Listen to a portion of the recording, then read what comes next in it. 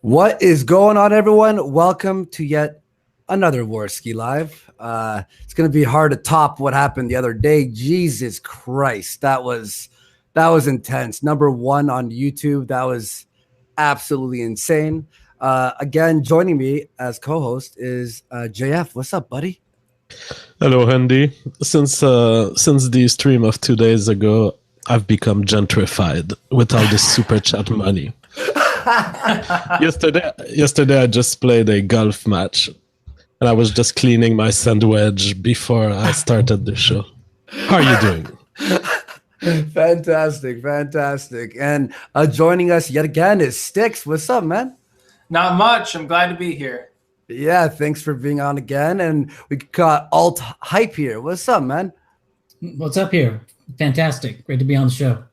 Good. Yeah, so before we start, a funny thing we were just talking about was the incredible backlash on certain people. I mean, overall, most people loved the fucking show. They thought it was great, but a lot of people online just started attacking me.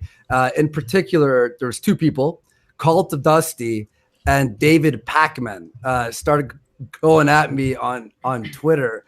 You guys saw that on Twitter, right? It was hilarious.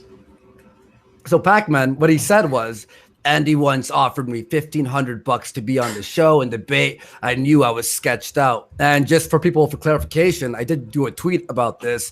Was when I was doing all those sponsor videos a few months ago, my agent, he phoned me up and said, "Oh, there's this app I want you to promote. It's like a debating app. It'd be $3,000, half for you and half for whoever debates you." And I found David Pacman. He wants to debate you. And I was just like, I want to do debates on my channel, first of all. Secondly, I don't know who he is really. Like, I'm not really familiar with him. So I said no, and then it never happened. Now he's bringing it up on Twitter like, oh, shit. I knew something was suspicious. Then why did you say yes, you moron? What a dunce. And he's trying to catch me like, oh, I got you, Andy. I figured out your plan. That I was gonna. My agent offered you money to be on the show. What the fuck is wrong with you? God forbid. First, you never trust anyone whose name is also a video game. But then he went after me, and it's like he was referring to the Rational Wiki article that was written months ago by people who know nothing about me. It's like, this dude, I don't think that he's in reality. I think he's like all the other like really, really far left individuals. Dude, all it is that he sees your channel getting bigger and he wants to have drama with you. Because I think your videos get more views than his do at this point. You know, he kind of cashed in on being like a young Turks toady and sort of got a little bit of that, but he hasn't done a whole lot on his own. And so he's trying to grab onto something else, and I think this is just what he's trying to grab onto. So yeah. Stuff. And I find it funny, by the way, that a lot of people, Cult of Dusty in particular, were angry at the super chat money. They're all like, "Oh, fucking super chat! How dare you receive money? How dare you make money?" Yeah. And then these guys are the ones who've been bitching about Adpocalypse for how long? I think David Pacman did like 4 streams. That's when I heard about him. The only time I've heard about him was being on a friend of mine's stream talking about how he was demonetized. It's like, dude, like, people offered the money. And again, I want to put it back into the show and make it better. We have new cameras coming, a new set. I want to buy a better microphone, et cetera. So it's helping out the show. But now they're all just complaining, saying that I'm platforming Nazis, which is fucking absolutely hilarious, this backlash. How about you, Jay? Sorry, what? It's funny that you talk about the money, because the first video of Pac-Man's that I ever saw, at the very beginning of his video, he was talking about how he's going to do a deep dive into the pseudoscience of race realism, and this is a really thoroughly researched, and he was playing it up like it took so long to do, and this is why you need to give us a whole bunch of money. And of course, it was just the most basic bitch arguments you could ever imagine. It was so bad, but that's just what I remember, is that he was playing it up so much like it was this amazing thing, and that you need to give him money for more videos like this that can be shot down by some autodidact in like a few minutes. Yeah, or even better, did anyone see Harmful Opinions tweet? This guy did what, 13 ads for Candid? after it was exposed for being, collecting information to create the algorithm that pretty much censored people, that they sold to companies to censor people. He did 13 ads for them. So I don't understand why he's upset about money now. Like, that's the one thing. Censor them? Well, yeah, if you saw Harmful Opinions, and a few people did videos on Candid, it was a company that essentially where when you sign up for this app, you would join groups that you were interested in, right? And you could flag things that were controversial. But what people found out in the coding was it was collecting this information and creating an algorithm that learned what was controversial. So Harmful Opinions and Teal Deer and a few people made videos on this, talking about how like they were planning on making this algorithm to sell to other companies. We don't know who they sold this to, but judging by new algorithms that block all this controversial content, we have our suspicions that they sold it to maybe YouTube or other people, right? So it's just funny that that he's talking about money and that bullshit. How about you, JF? Did you receive any backlash at all, comments or anything? I do want to talk about TJ Kirk's comment, but on the question of money, it's an obsession of the left, of some leftists, and especially the extremists like David Pacman, where they are interested in knowing how much degrees of money transfer are you away from the KKK. And Sam Harris has said something along these lines. He gets a guest on, and he calculated that the guest was 4 nodes away from the KKK, and he was like, "I'm feeling kind of bad because you talked to Stefan Molyneux talked to this guy, and this guy has already talked to someone of the KKK." So we have guilt by association being transmitted through networks at this point. That's very sad. Now, concerning the Twitter message of TJ Kirk was saying JF shouldn't have been there. And I want to clarify my role as a moderator. First, I would suggest in the future, don't call me a moderator because it fooled a few people on the internet. Not the majority, but it fooled a few people into thinking that I would be objective. I'm not objective. I don't believe in objectivity. I think that anyone who tells you they are objective is bullshitting you, and you should distrust them automatically. And what I believe in, my role as a moderator, I think that it's to make the IDs advance, to make sure that the show flows and that people don't get stuck on an ID. And sometimes I will just summarize what happened for the last 5 minutes in a single sentence, and that's to say, okay, we've resolved what the issue is. Mr. Ayer says A, Mr. Ayer says B, they disagree, let's move on. And I disagree that the presence of me and Styx has made the show worse. TJ Kirk is asking for a direct discussion between Sargon and Spencer. I don't think it would have been as good. Well, that's because TJ is used to shouting incoherently for long periods of time, so he'll feel more at home. I'm just making a joke, but I'm not a big fan. But JF, I would say this to you. He's a nice guy. I like T. He's all right. Yeah, I would say this to you, JF. It's obvious you're more maybe on the Spencerite side, but some people were acting as though like you were teaming up with Spencer against like Sargon or against me. I didn't feel that at all myself, to tell the truth. I felt that we were the two shoulders of libertarianism. I feel like you are a little more on the left than me, but we're both libertarians, and at some point you and Sargon were against Spencer, and it was fair for me to come in and just test some belief and ask some questions, because or else he would have been dogpiled, especially at the end. There were 3 people over him. Yeah, and I was just there to tell everyone to stop talking when it was just a shouting match. guys. I won't lie though. I did, I have to allow it to get heated at some points. It's more entertaining, obviously. And a lot of people, I've actually watched a bunch of people's videos on the debate. I just searched the whole debate, and then people were making videos about it and heard some of the criticisms, and a majority of it is everyone enjoyed it, but they were saying, oh, Andy did stop them from talking sometimes, but at certain points it just got so heated that it was just yelling in my headphones, you know what I mean? So that was my job, I think. See, like I like Sargon, and I don't have any problem with Spencer, but if it's just 2 people shouting, it becomes unlistenable. That's not talking though. That's just shouting. Yeah, I was getting a little bit bored with Sargon going into the world of forms all the time and trying to break everything down into like all sorts of principles and stuff. I just got bored with it.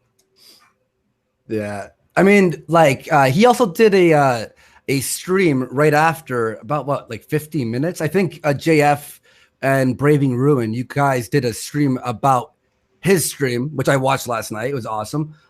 So what were your thoughts on that? Like if you can summarize your thoughts on what happened and what his post show was like. So his post-show interview, he was essentially repeating the same points within his, and I don't say it negatively, but it was a circle jerk. And it's okay to have friends and to agree with them, but the post-show didn't do anything else than confirm that V and Sargon, they have a set belief on individualism.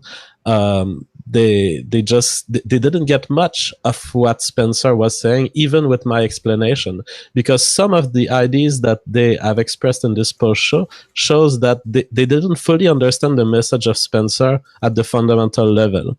They were still into their argument. I think that they need some time to process the information, maybe rewatch the stream. And I think we might have a future discussion that would be great on what happened and what were the arguments and if they changed their view, maybe in a few days or few weeks if they want. Yeah. How about you, Styx? How did you feel post-show? Post-show, as far as I was concerned, I had a great time. I was watching Sargon's thing and I watched like 3/4 of it. I understand where Sargon's coming from. I just think it was the delivery more than the actual substantive message that maybe was a little bit out there. But the thing is, it takes two to tango. And really, Sargon and Spencer, I'm not sure, but I think they actually hate each other. That didn't help very much. Yeah, it wasn't, as far as people talking over each other, it wasn't helpful. As far as disagreement, though, like that's the whole point, I guess. So. Yeah, and I mean, I had no idea. Like, do they have a history with each other? By the way, I have no clue. Because it seems like, well, it seems like they've been like rivals for a long time apparently. Because the moment he was inside Sargon, I think Spencer called him autistic or something. Like instantly, I was like, whoa, what's going on here? But I have to say that some of the very first sentences of Sargon was like, I was simply talking and he attributed stuff to me. He said, oh, so you believe in group rights? And it seems like he was on the defensive from the start. Maybe it was not even related to Spencer. Maybe he was just tired or something like this. I don't know. Yeah. Personally, I don't find that we, even when there was yelling, I found that it was a good level, and I wanted to let it go because when you have professional speakers of that level, you want to allow all the hits because they know what it's about and they know that people are going to judge them, so they use these kind of little hit with a sword. To me, it's like a fighting with swords at the Olympics. I want to see all the moves and I want to let them go. Yeah. I mean, it's a mixture. I felt like it was a mixture of like internet blood sports / debate. You know what I mean? So it had like some formality to it, but there was also that like, ooh, this is intense, which tons of friends were texting me after. My parents were watching it. Tons of people were watching it who I know personally. Old high school friends messaging me on Facebook who I haven't spoken to in like 10 years. We're like, dude, what the fuck? This is what you've been up to? And they loved it. So I think that was a good fucking balance. And real fast, I want to ask Alt Hype what you thought about it as an outsider looking in. But people are going to be mad at me right now. I'm very sorry. But Katera Harrigan donated $100. So I truly apologize to the people who are upset now on Twitter that someone donated $100. Katera How much Harrigan, of that is going to Nazis? All apparently. No, Katera actually been watching since episode 1, I believe. She says, I missed you. I missed the last live stream, but I watched all of it. You guys are so great. Thank you for the entertainment. Also, do you have a damn PO box yet? I'll set one up. That'd be cool, I think. Yeah, so Ryan, and I'll read super chats later, you know how it goes. So Ryan, you I'm assuming watched the video, the live show, right? Yeah, I was playing a video game and playing it in the background. It was a little bit too long. No, I understand. But on Richard Spencer and Sargon, like I don't know if they've ever talked to each other previously. Not that I know of, but they know of each other like a lot. And for example, if you listen to the Right Stuff podcast, The Daily Show, they'll bring up Styx quite a bit. They'll bring up memes from Styx quite a bit. They'll bring up stuff from Sargon all the time and mention Sargon in passing. And they've been doing it for like well over a year. So even if Richard has never met Sargon, he knows of Sargon, and of course Sargon knows of Richard. And so they have like well-formed opinions of each other, even if they never actually talk to each other. So that's just what I would say about that. Do you think that it'll take a while for people to, because like I would say what we're doing here on this show is a little bit new, where it's everyone from every side discussing. I mean, there have been debates, obviously, but they're more formal. But do you think it will take a while for people to like walk into this and not be so heated? Or do you think it's always internet blood sports from day one? Well, I think it's I don't know. I mean, this isn't very heated, but no, I think that that the audience already sort of likes this. I mean, the detractors are always going to be the loudest, but I think for the most part, people like the format that you have here, and they like hearing all sorts of people. I'm actually thinking about making a video on my channel how to appear on a live stream, because I think it's an art that should be mastered a little more. But I think we're headed there, and I think people will learn from errors that have been committed in the past, and people will also look at this Sargon-Spencer debate and they will learn.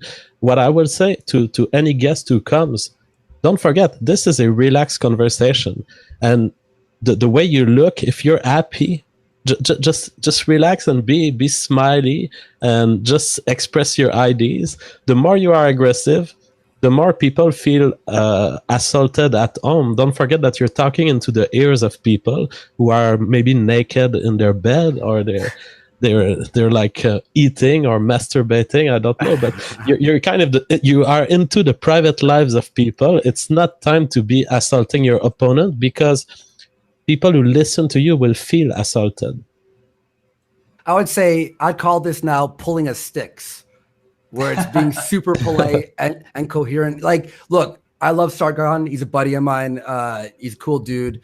And while I disagreed with a lot of the alt-right stances on a ethno-state, it was very interesting to see the whole debate go on. And I find it very interesting. And Styx, I'm wondering what you think about this, is everyone is calling this Sargon versus Spencer, right? Whereas there was a bunch of people, especially near the end. How do you feel about people saying Sargon versus Spencer when you were clearly in the mix? Yeah, it's fairly natural because they have the largest audiences. So everyone else is sort of on the sidelines, sort of gathered around that periphery. And I can understand that, and I can, sort of appreciate it. I just think maybe it would be better in general. It's better maybe to have just one person representing one broad ideology, another person, and then like you and JF ultimately on the show. That way no one can say, oh, they're ganging up on somebody, they're playing favorites, or it devolves maybe. And, I think you had, towards the end there were 4 different people, I think. Or was it still just 3? After I had left, were there 4 people for a short time? Well, the thing was, I went to the washroom, and when I made it back, JF had invited in Millennial Woes, which then JF started talking less to make it more like balanced, obviously. Yeah. But then I was getting, and I have to stop doing this while we're in the middle of a live show, hitting my @ replies. There's like 500 @ replies. And there's so much criticism. And I feel like sometimes, I want to appease everyone. So I was like, all right, then you know what? I'll bring in like an SJW. So I brought in Kevin Logan, right? And then, and I tried to balancing it out, but I'll try better. The best thing that you could do is load the room with like a dozen different people who viscerally hate one another, and then just let all hell break loose. And then you can actually go to sleep and just keep it up for 6-7 hours. People love that, I think. Yeah, exactly. And just real fast, big super chat. Gabriel Lopez, $200. My fucking God, dude. Andy, you beautiful faggot. I'm really glad you found a way to a happier place with your channel. Wish you even more success in 2018. Styx is a fucking savant or something along those lines. That's about all. Peace out. Oh, by the way, the most embarrassing moment. It needs to be in French. Andy. Yeah, okay. Actually, now that I mispronounced that shit, I want to talk about the most embarrassing moment, and I cringe. People fucking were taking videos of it when I said Loki instead of Locke. And the memes were just Loki from Avengers, and like a word. Like I was like, oh shit, that's embarrassing. But what's Orion? What's one thing that they were talking about that you disagreed with either Sargon or Styx, and you wanted to you wish you imposed and spoke about it? Is there anything? Well, yeah, I guess I would say that the idea that, and this is what is sort of weird because even with the white ethno state, it wouldn't be the whole of the United States. But even if for the sake of argument, we had all the United States became white land or whatever, and the idea that the United States would be a global pariah, I just sort of that's something that I see as well, that's a really big maybe. Does the Chinese government really care about that? Does India care about that? The only countries I see really caring about that are trying to isolate or blackball the U.S. because the U.S. goes white nationalist would be Western Europe. That's really. And so I see that as being kind of a speculative argument, and that was one of the things that sort of popped out at me. But another thing I really didn't like all the way through was just sort of the the world of forms that Sargon was in the whole time. That was sort of irritating, and I guess I sort of agree with Richard Spencer on that. And that may be a real sort of fundamental difference between what we call the alt-right and more libertarian people. Because I remember, when I was younger, I would look into philosophy and try to rationally organize everything. But then I guess you could say that the alt-right may be sort of a break from trying to rationalize things and just, sort of downgrading to what at least we perceive as quote unquote the real world. And you can disagree with that or whatever, but that's the easy question. The harder question is, Ryan, did you disagree with anything that Spencer said? I didn't listen closely enough. Thinking about it back, I think that when he stated the family is a white concept, I think the statement is freaking broad. I think you could make a case that there are some aspect of Western European families that are somewhat unique, or that the whole is unique. But I think you have to specify the Western European family, because saying family is a white concept is very weird. Yeah, that sounds wrong. Yeah, it was interesting. So I think Alt Hype, you had a topic you wanted to touch on. Oh, well, shoot, there's a whole bunch of stuff we could talk about. I was just thinking, if we wanted to talk about anything, one thing we could talk about is the reality of a libertarian order in a multiracial state. Because one thing I noticed throughout that debate between Sargon and Richard and Styx on the sideline was that it was always here are XYZ problems with Whitelandia. Here's all the issues of Whitelandia. And what I was thinking is, well, how how do you sort of guarantee that you're going to have it? Because one thing that Sargon would say a lot is, oh, here are all these rights violations that would happen in the creation of a white ethno state. What I'm wondering is, how are you going to preserve all sorts of all sorts of rights in a United States that's becoming increasingly having the demographics of Brazil and increasingly becoming something like Mexico. And I think if we want to look at the future of the United States, we may have to do more research on Latin America and figure and have a better understanding of what those countries are like to see what the future of rights in the U.S. are going to be like. So I'm personally yeah, up for the discussion, but I'm impressed that it's even a subject. Don't we agree that okay, a multiracial libertarian state would be possible in theory, but don't we agree that pretty much all immigration movements in pretty much all Western civilization seems to all converge toward more presence of the state because the immigrants tend to vote left wing more, and so don't you think that it's actually technically non-realizable, the idea of libertarianism and an open immigration policy? you- I guess this is to Styx.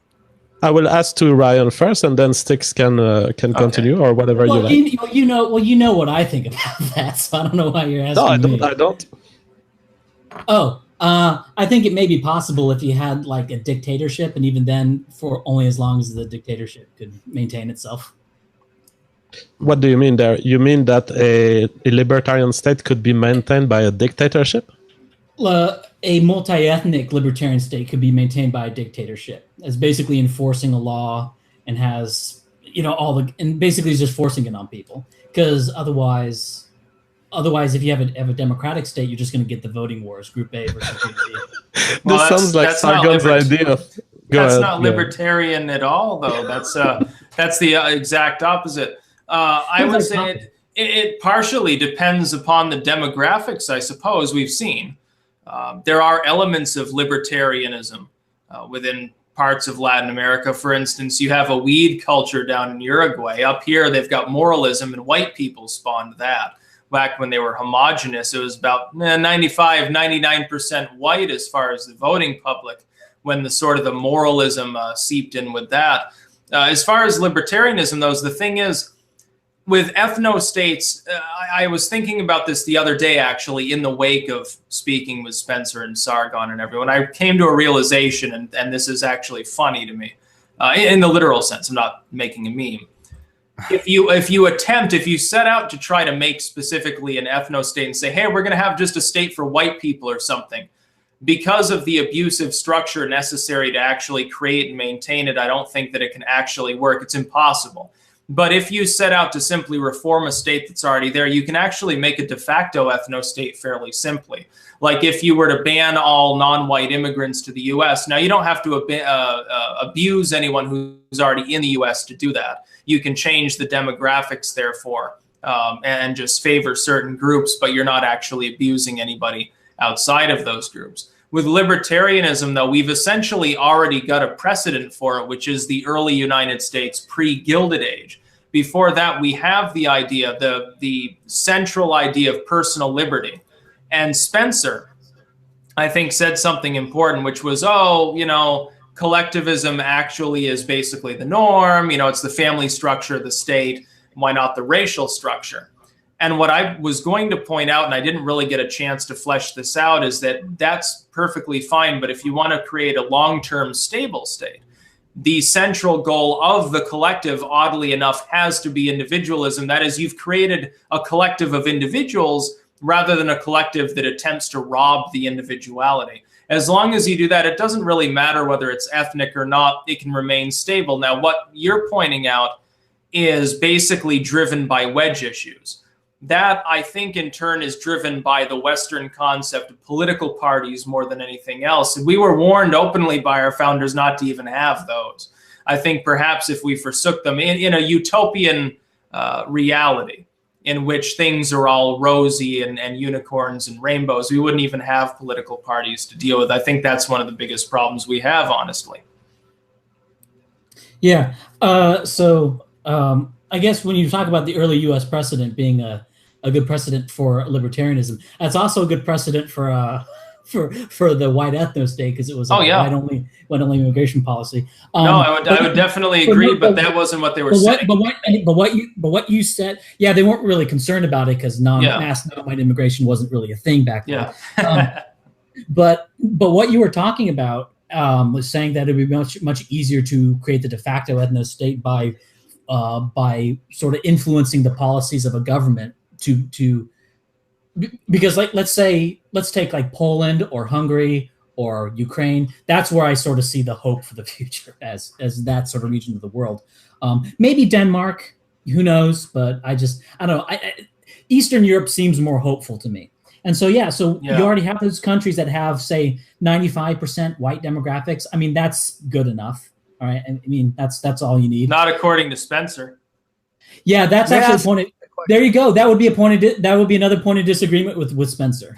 There you go. Yeah, I want to ask a question that I've been observing. A lot of people are asking. One thing. I'm going to say one thing. To respond to what Styx said. I would say that the wedge issues that you're talking about, they are in fact sort of constructed a little bit by political agitators. But I would say that wedge issues are something that are almost an inevitable thing that would happen eventually when you have different groups of people. Yeah, it wouldn't just happen among race. I mean, you wouldn't avoid that just by having racial homogeneity. You'd have it among sub-ethnic, heterogeneous nature, religion. But that's the thing about the United States, and that's something that Richard Spencer brought up, is basically the eradication of European ethnicities and the creation of whites. So white nationalism is basically a U.S. phenomenon, because in the U.S., white is not. I would agree with you on one count, though. Like, if we look to the Eastern European model, and people need to understand this, like, about my own views, because they think that I hate ethno-nationalism. I don't. I hate the concept of Spencerism coming in and millions of people being purged in order to create the ethno-state. If you've got a state, though, that just closes its borders and says, okay, well, we're not allowing anyone in, we're going to be homogenized, that's not abusing anyone. As long as they're not mistreating any minorities in the meantime, who cares? It's their country. Let them do what they want. That's almost a form of civic nationalism. And the Holts, they think that's abusive too. I'm sorry, I just don't see it as abusive, because I see individuals. It's when you go on to rabid collectivism and you say, oh, we're going to have an elite run things. We're going to have a quasi monarchy. I'm not sure that most white people would want to be part of that. I just don't see it as feasible. One thing I would say about that is, it's important to distinguish what Richard Spencer is saying and what is actually the alt-right. Yeah. Broadly, So. Yeah, I know that. so I mean, there's a distinction between the two. Styx, it seems that you are studying a dichotomy here, but I think that there are other possibilities that you're not considering. What Spencer, for example, mentioned, the idea that in a very extreme political environment, in the future, of course not today, but you could imagine that there is such trouble in the United States that eventually the races decide that they want segregation. You could imagine a situation in which black people get California and I don't know, white people get Idaho or something like this. And it seems that this could be voluntary in certain political condition, maybe civil wars. And I'm not saying that you need to start a civil war to get the ethno-state, but you can imagine a crash of economical systems and political systems in the world that could lead people to be so desperate that they end up forming these units naturally, and not necessarily in violation of rights, but perhaps sometimes in self-defense against bigger threats.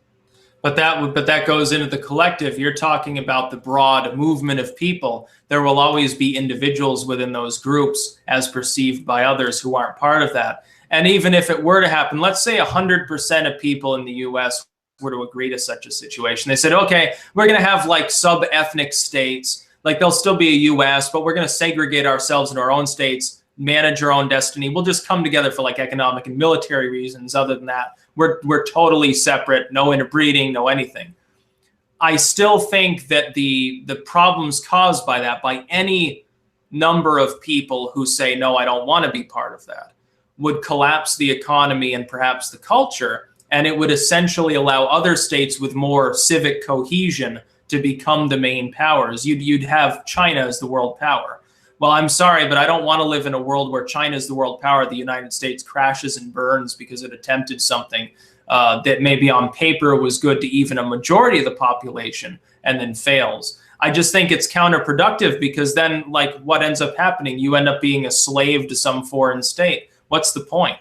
Well, it doesn't matter. The thing is this. The ethno-nationalist says, well, we're tired as white people or any other group, if they're ethno-nationalistic. We're tired of being abused.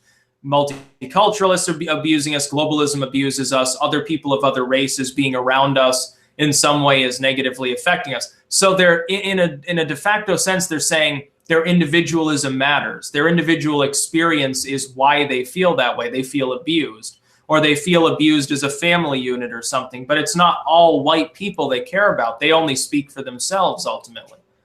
And so if they have an understanding of that individualism from which they're stemming their entire world belief, it just doesn't make any sense to then boil everything down to the white collective when there are subgroups within whiteness. 100 years later, maybe the Anglo-Saxon portion of that ethno-state says, well, we want our own Anglo-Saxon state. Why stop at just this broad idea of race? We're going to have an English-style state. And the Germanic sort of offshoot says, well, we want to have a Germanic style state. We want to be like Prussia 2.0. And then an Italian state and stuff. And it just splinters and splinters, makes you weaker. It's the opposite of the kind Spencer alludes to imperialism. I don't know how he achieves that except through extreme violence anyway. I mean, what's the point of it? What's the point of forming this ethno-state if it just ends up collapsing at some later date? And then some other state that's got civic. The idea is that it doesn't. That's an idea. That's not human experience, though. He talks about human experience. Well, that's the human experience. That's the experience of the United States, is that it doesn't collapse. All empires, all great movements have collapsed. Eventually, the U.S., I agree with him, will collapse. Well, I just don't believe in his timeline. I think 200 years from now we collapse.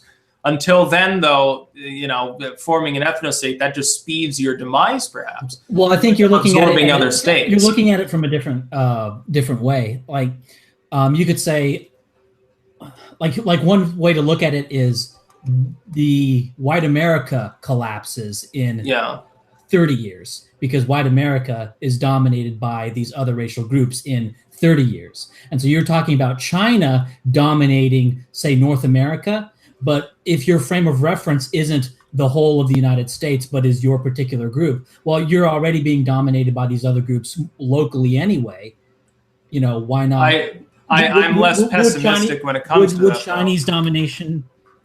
Well, okay. I mean, that would take. But I'm not sure that Spencer is that much far from your timeline.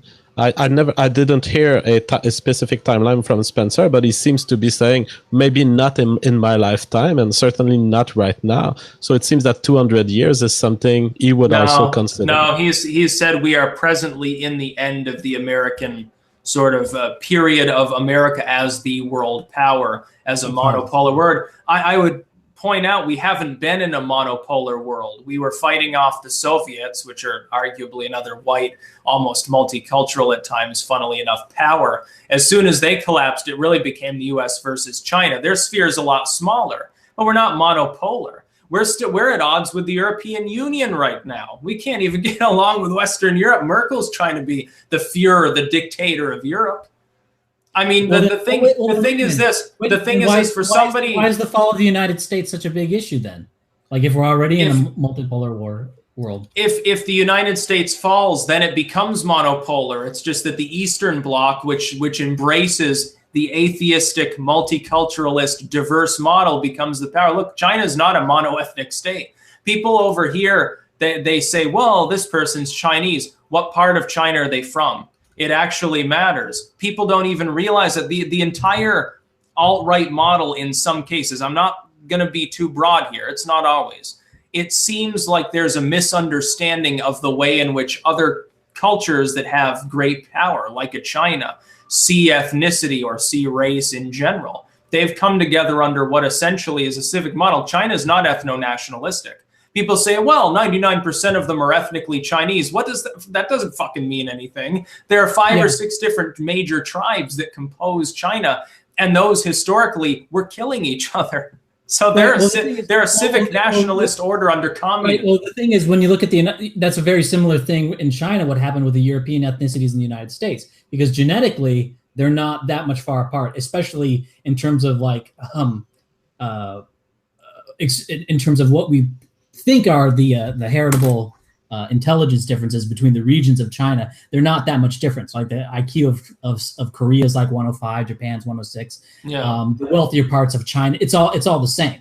So in terms of the what appears to be the relevant genetics for cognitive traits. It's basically Manchuria and southern China are about the same in those practical terms. So I think I'm looking at China as basically a pan-Asian, basically doing what the United States did, except they did it a lot later than the United States in terms of collapsing the ethnicities. Because Manchuria used to be as distinct from China as Korea. Like Manchuria used to be a country with a completely different language, a completely different alphabet. So something a lot of people don't know is how much of a construction China is. And so I agree with that, but it's not. But I would say that that's actually evidence of the primacy of race over ethnicity as more than anything else.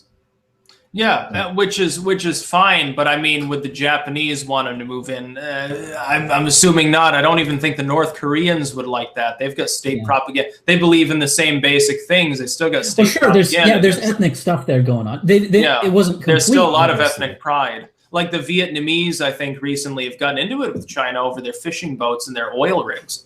They've been ramming their large Chinese vessels have been ramming Vietnamese fishing boats. They've had to lodge complaints against them several times. One thing I want to say, going back to the hardship, I guess you believe would occur in the formation. Could occur, or is likely to occur in the formation of the ethnic state. I don't know how much people want to hear like Ryan Falk's fantasy land here of how this goes down, but I'll just say, like, the way I see it going down is basically you have a two-stage separation of the U.S. You have California breaks off. And then when California breaks off, now we don't have those electoral votes. And then a whole bunch of other Democrat states break off because California broke off. And California is like 30% of the people in California want their state to secede right now. Get that up to 50, get that up to say 60%. It's got a good chance of happening. So then you have that. And then now you have the Republican states of America. Now you have a new political construct. It's less sacred. You can have, say, North and South Dakota within the U.S. say, you know what, we don't want any non-white immigrants into North and South Dakota. And then you could say, you know what, I think we're going to do is we're going to pay. You get a whole bunch. You basically have a mass movement, sort of like the Free State Project, except it's into North and South Dakota, or Wyoming or Montana, one of those 3 electoral vote states with not a lot of people.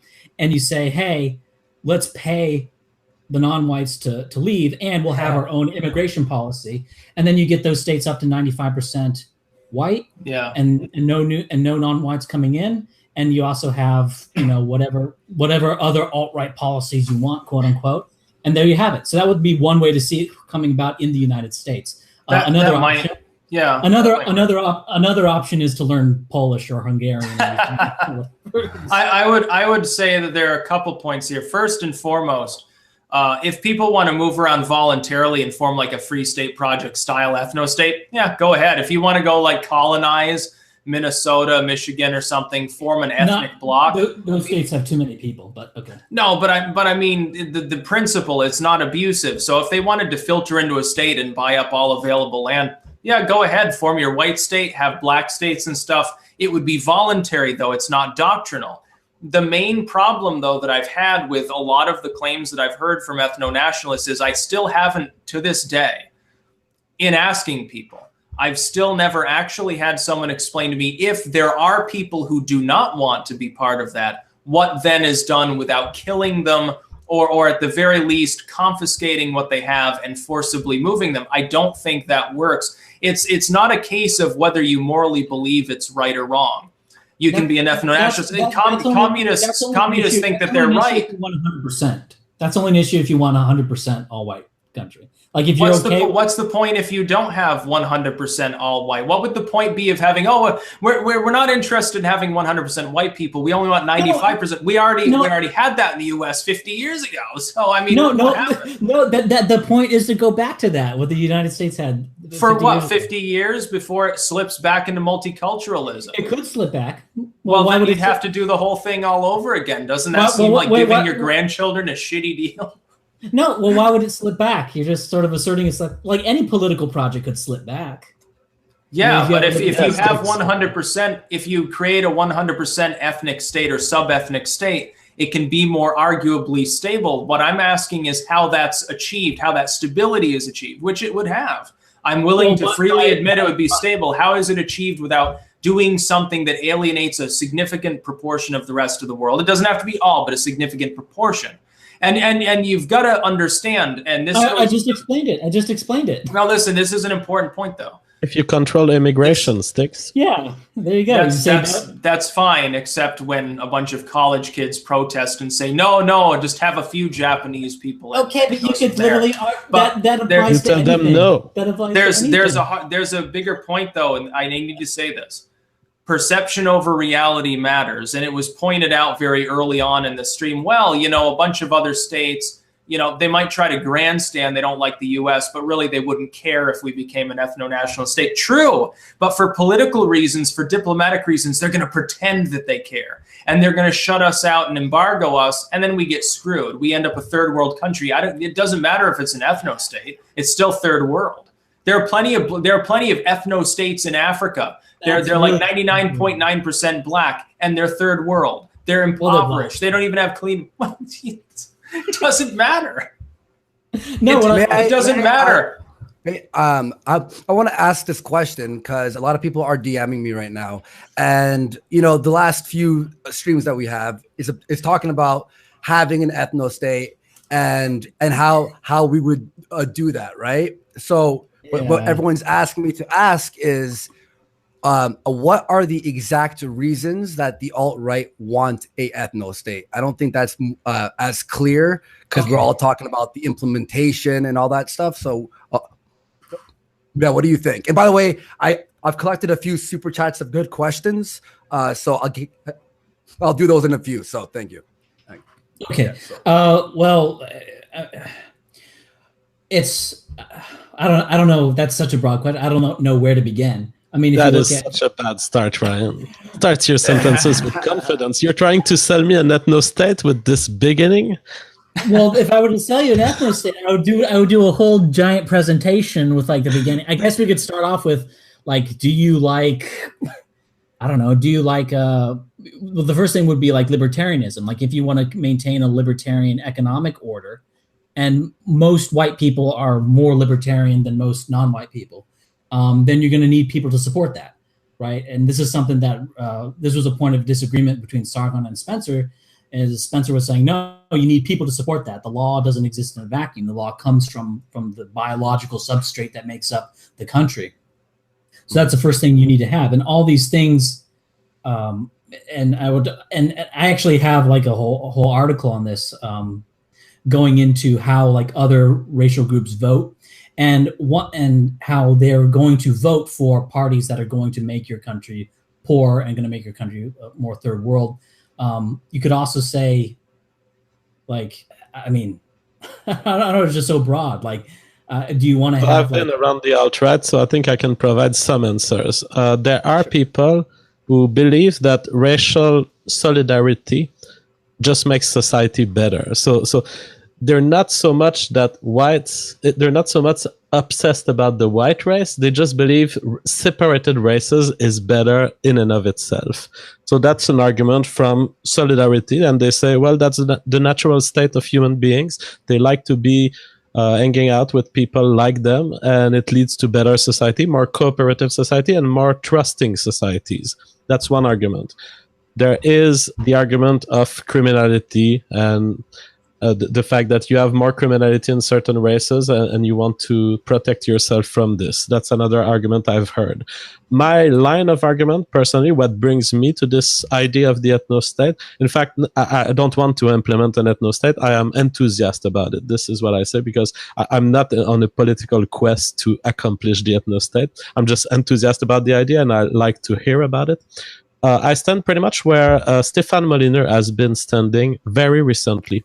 So Stéphane Molyneux is a libertarian YouTuber, and he used to reject nationalism, like a lot of libertarians. You know, this idea that there's no border, etc. So many libertarians were in that camp, but Stéphane Molyneux made a switch, I believe it was a month or a few months ago maybe, and he published a video why I was wrong about nationalism. And he says, white people essentially, he doesn't use the word white people, but he says there are some groups of people who are more likely to lead to a libertarian state. And this is in line with what Ryan just mentioned. This idea that the ethno-state is the best tool, the white ethno-state is the best tool to get to a society of liberty.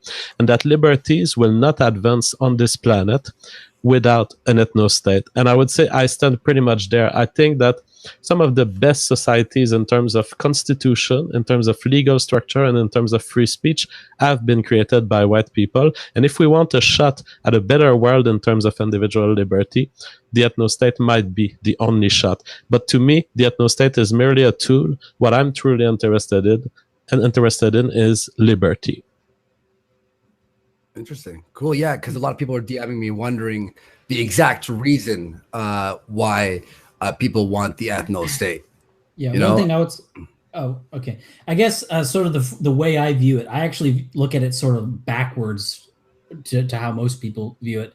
Is like I basically see, because I think that Europeans, sometime around 1100 AD, were basically, what we're more violent on a per capita basis than Africans today are. That they were like very violent, very crude. But what happened is that there was like a severe genetic change that occurred over a period of 600 years, most concentrated in England and the Low Countries, and then sort of radiating out from there. And it had to do with them killing off the most violent people in those places. So they killed off their most violent people, and the upper classes were having more kids than the lower classes. And so the upper classes were replacing the lower classes over a period of time. And while this was happening, you saw a decline in the homicide rate, and you saw the political revolutions that ultimately upended feudalism and led to the market economy as we know it. And so I see this whole, and with the market economy, you can then have the industrial revolution, because you need a common market for factories and mass production to be worth anything. And so I see basically civilization post-feudalism having come from a genetic change that occurred in Europe broadly, and more specifically in England and the Low Countries.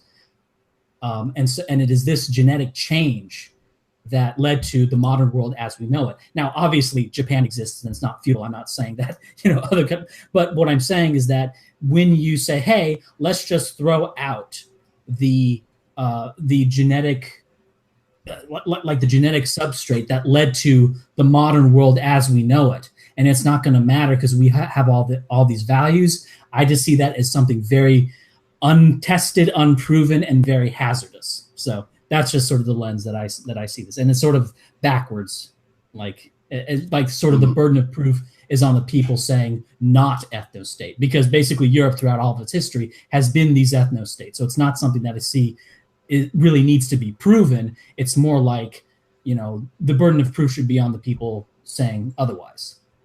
I would respond to that by saying I agree in part.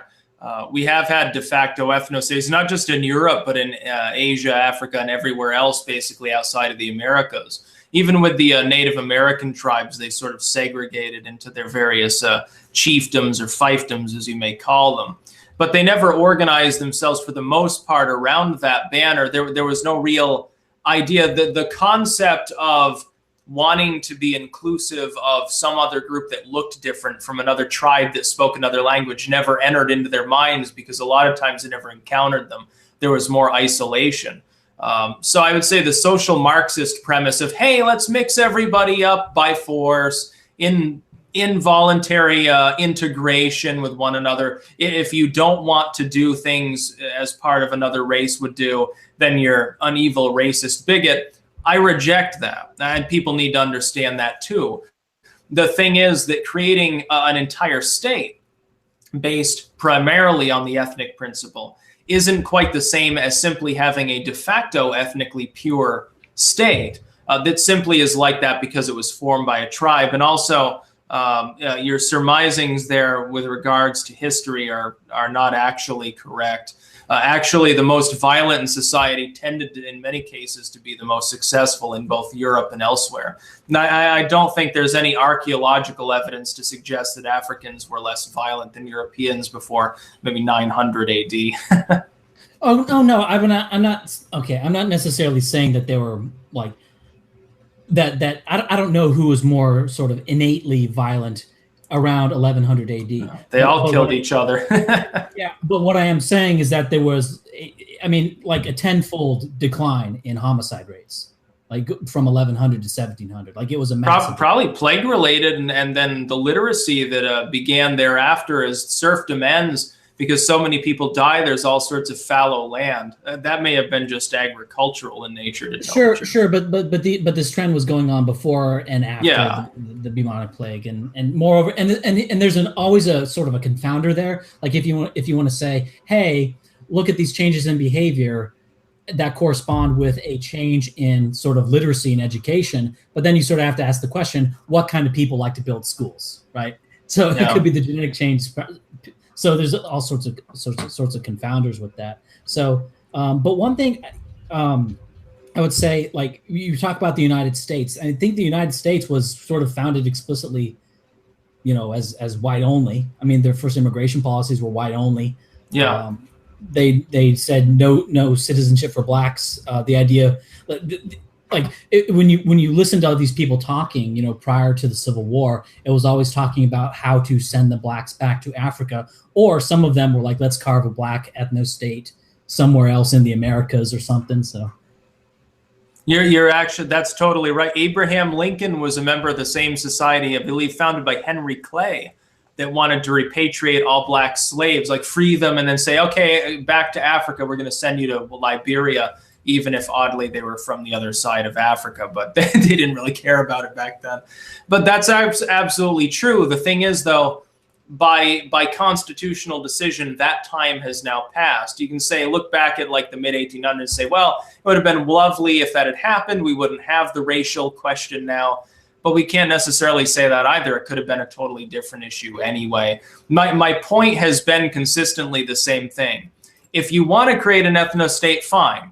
But you got to figure out how to do that without unduly abusing large numbers of people, or it's not going to look good even to other whites or any other group that forms the ethno-state. Like, look at Mugabe in, what is it, Uganda or whatever his friggin' country is over in Africa. He kicks out only a few thousand people, the white farmers. All of a sudden, millions of people are condemning his country. Now, the lamestream media here won't, because it doesn't go with their bottom line. Their bottom line is only whites can be racist, so they don't want to talk about it. But everyone else is talking about it. They're like, oh, he's crazy. Mugabe's crazy. He's tyrannical. And then they get hit by famine. That didn't even require universal condemnation. And the state before that was actually, agriculturally speaking, fairly stable. By African standards, fairly decent. It isn't exactly like a Rwanda or a Malawi or something, decent at least, like a Botswana. Or a South Africa, by African standards, was relatively stable and still gets screwed under because a couple thousand people were kicked out. Imagine what would happen here if the same thing were to happen. I thought of another thing. This is perhaps an important point. Imagine what would happen to some of the inner cities, which are basically majority minority. They'd be ghost towns. You can fill them up with, white people in your new ethno-state maybe, but then you don't have farmers maybe. You don't have enough agriculture. It could screw literally with the economy. If you can avoid that and create a non-abusive ethno-state, I don't see any moral problem with it at all. Yeah, I say with the economic dislocation, like one thing to consider, like it's an amazing number of people in the U.S. move every year. It's something like 8% of people in the United States make an interstate move every year. So in terms of like having people like having like an entire ethnic group move out, I mean, you jack that up to 12% for a few years, and you've basically moved enough people just by paying them to move, and then you're at 95%, and that's it. And the amount of economic dislocation is not much more than would normally happen anyway. Andy. Yes, there's someone on the chat who has been claiming that I look like a Down syndrome version of Adam Sandler. Do we have better super chats to read? Because the poor section of the chat is doing very bad. They call it the Warski ghetto. That's what that is called. The Warski ghetto. Yeah. So I actually just sent you a list, JF. I have to do one quick thing. It'll take 1 minute. I picked out the best super chats, and then JF will do what we usually do at the end of the show. Once we're done the actual show, we do a post show reading all the super chats. So JF, you have that listed? Yep, so we have a Remnants of Romanov, US $10. Andrew Aglin, editor at the Daily Stormer, vowed that he was going to start watching your race war live streams. If you get him to talk with Ben Shapiro, it would be the talk of the decade. That would be fun. Yeah. After laughing at the Daily Stormer in the Rage After Storm case, that might be a good redemption arc for you, Andy. Christopher Paulson, US $5. Fuck David Pacman. Also, why does nobody address his extremely weird-looking mouth? It's so wide and lippy. Well, that is mean. Schism for $10 US says, Thinking Ape predicted online SJWs would fall to skeptics and skeptics would fall to race realists.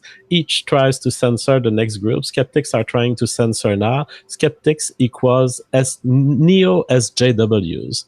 Very accurate prediction from Thinking Ape. He's a very brilliant person. I've had an interview with him, indeed, and I was very impressed by his intelligence.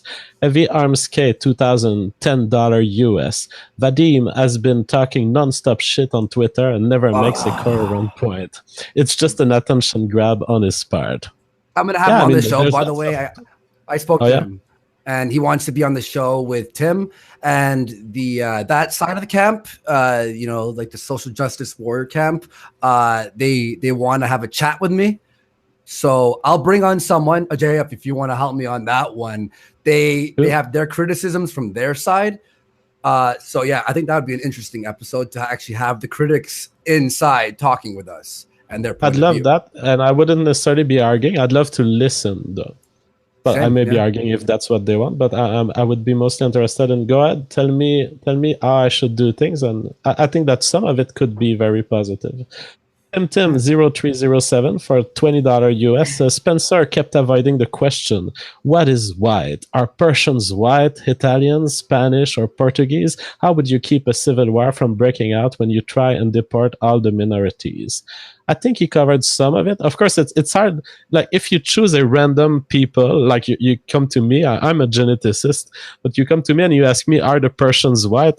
I need to do some research. I can drop the knowledge right there on the stream.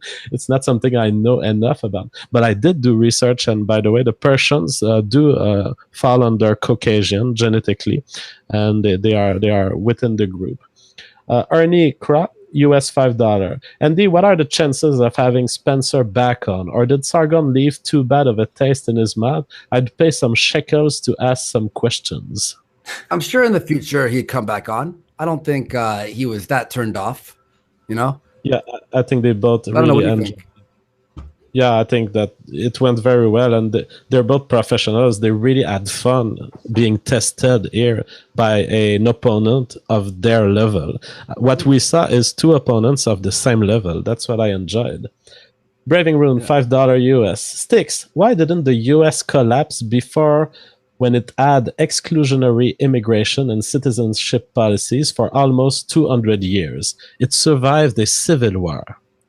I don't care about exclusionary immigration policies. What I care about is taking care of people who are already constitutionally due citizenship, because if you rip up the Constitution, there's no point having a state, ethno-state, or otherwise. You address that fundamental issue. I want Spencer or somebody to tell me how are you going to accomplish this. If you can, I don't have any problem with your movement, because it's not abusing anyone. People outside of the United States are not guaranteed the right to come here. That's populism. It's nativism. That's not abuse. It's also not racism. It would involve Eastern Europeans who are totally white as well.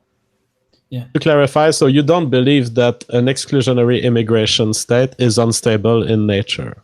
No, you can do whatever you want. You can have no immigration at all if you want to. That's fine. Yeah, I would say one thing to consider about that is that there's sort of a hazard if you say we'll never deport anybody who's already a citizen, because let's say, because there's a problem with that, because let's say you have one political party promises everyone a pony, and they get elected because they promise everyone a pony, and then instead of a pony, they import, they open the borders and import a bunch of foreigners who then vote for that political party. So now it's like, are these citizens? Can you not revoke their citizenship and deport them? Well, then instead of, you see the hazard there, right? Yeah, which is why the alt-right should pledge itself towards a constitutional amendment related to immigration and border protection, as opposed to trying to create an ethno-state that it can't create using the means that it's currently talking about, because that's abuse. It's going to kill tens of millions of people, collapse the economy, and give the world to China. So what's the point? Yeah. Well, I don't know exactly. Well, I don't know. I don't know if you're referring to forum critters or what you're referring to. People talking about like really, race war now or those. No, it's not even people who proclaim, "Hey, we're going to kill the minorities." It's more people who won't answer the question, "How are you going to avoid doing that while creating your state?" Yeah. If you do that, if you can create such a state without abusing anyone, breaking the Constitution, or causing World War III, you can agree or disagree. Like some social justice worker could say, well, I disagree with this, but they wouldn't be able to specifically find any way in which it was abusing citizens, because it's not. It's a totally different issue. But if you destabilize your own country or a block of countries in the process of doing it, you are handing the world to other countries that won't have that problem. We'll say, hey, we don't care what race a person is. We'll blanda it up as long as we can get tax money and abuse people like a China. China doesn't care if you're white. You can move into China, but they're going to abuse you. You're not going to have free speech. You're not going to be owning a weapon. There's no state sovereignty or right to privacy. Everything you do will be tracked. I don't want to live that kind of life. I would much rather live under the auspices of the kind of system we have in the civilized world, which is the United States. Western Europe no longer, for the most part, applies. The problem is we've got to safeguard it. And if you can do that in an ethnic fashion, that's okay to me. I don't have a problem with that. I don't have a moral problem against it. It just has to be done in a stable manner. The biggest problem is that most opponents of, when someone stresses identitarianism a la Spencer, which is an unstable proposal because they can't answer that question, most of the opponents are social justice warriors who say, well, we shouldn't do that. That's evil. We need communism instead. Why can't there be people who are sane, who can actually say, hey, refine your ideas so that they're not insane too, just like the commies over there? Well, I think there's one thing that Scott Adams said that really resonated with me. And what he said is that goals are for losers. Now, what he means by that is not necessarily that you shouldn't work hard or whatever, but you shouldn't be, you shouldn't be fixated on a single plan or whatever. And so I don't know exactly. What it sounds to me like what you're asking, Styx, is for like a very specific plans or very specific. No, but the and so I'm looking at this as like what you need to do is basically, to use a term that I'm sure we all love, is to raise awareness of white interests. And then once we have that, then once you get closer to having a real thing to work with, then you can start talking about the specific plan. That's fine, but that won't ever happen unless you can answer those questions, because you're going to get asked them. So if you can't answer those questions, like, how are you going to have your state without killing? I did answer them in a vague way, but we're really far off. You need more than vague. You need to be specific, very close, very early on. I don't know. I think that's kind of foolish, though. But I wouldn't call it. I would call that good planning. Look, the idea of systems is you have to still have a system, though. You have to actually have a system. It doesn't have to be, oh, well, the end goal is ethno-state, and so this is what we do. You can create your system-based analogy a la Scott. But I don't think it's possible to plan that far. If it's impossible to plan and you're just winging it, you'll fail. So then what's the point? You just get a bunch of white people killed. I'm saying it's impossible to plan at this point, and that the only real course of action to do is to build the movement. Yeah. And once the movement reaches some sort of critical mass, then planning becomes more important and more pertinent, and it becomes easier to plan because you're getting a better idea of of the biggest course of action would be for white people to just have more children, but I mean we've got MGTOW and shit like that, so that's not going to happen anytime soon. I will fully agree with Styx on this one. No. Now we have Striker Quiet, $5 US, who 30 minutes ago when Styx was talking said, bullshit Styx, their government issued warnings about stemming the black tide of Africans. I don't know if you remember to what that comment could refer. I'm going to assume it dates to the Southern Democrat days. We're talking maybe the 50s or something? Like a Hubert Humphrey era? I don't know quite what they're referring to. Did they mean like recently? I mean, it's hard to say because the chat was made 30 minutes ago, so I'm not sure. No. I'll briefly answer. If they mean Southern Democrats, yeah, absolutely. There were also black politicians at the time. They're like, "Oh, Whitey's going to come and burn your house down. You better vote for, such a." At the time, it was vote for the Republican Party. Oddly enough, which shows you how dated it was. But yeah, that's part of our political history, of course. So someone on the chat says Styx is correct, but he should wear a shirt. Sorry, but that only happens. Yeah, that'll only happen from time to time when I feel like it. Otherwise, I'm going to wear what I want. Paul Paddock, $50 US, says, why do you think Sargon and leftists have no issues with the peaceful ethnic cleansing of whites, but think the peaceful ethnic cleansing of non-whites from the US and Europe is morally abhorrent?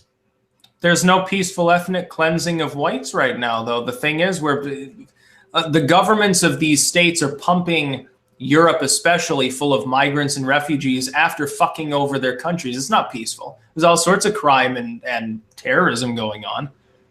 Right. Moreover, I would say that when you have an elite imposing a program that the majority of the people in those countries don't support, and they'll throw you in jail if you try to, for example, like if the public tried to take up arms to prevent these people from coming in their country, like we know what would happen to them. So it is like, laws are not suggestions, right? Laws are violently enforced things. And so when they say we are going to bring these people in and make them citizens and they get to vote in your elections, make your rules, take your tax monies, it's not a peaceful thing. So to clarify, Styx, you're saying there's no peaceful cleansing of white, but you're saying there is a violent cleansing of whites? Right. If you look at Europe, yes, I would say it's quite violent. And the governments over there are trying to keep people. This is the thing. The people of Europe shouldn't be burdened with this. Other people shouldn't be burdened with it either. People should try at least to leave one another alone. But the Western European governments, they're so censorship friendly and they're so authoritarian. They're never going to do that. They've disarmed their own populations. White male, US $50.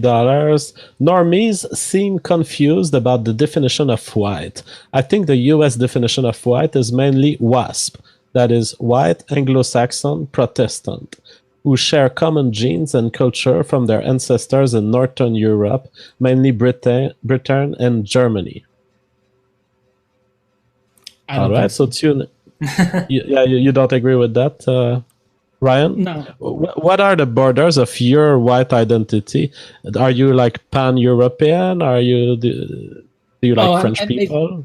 Okay, I would say that well, excluding France. No, I'm just kidding. But basically, the borders. Special. Basically, it's people who are quote unquote indigenous. Now, whether or not indigenous is a real thing anywhere is a topic of debate. But broadly speaking, it's basically people indigenous to the Urals.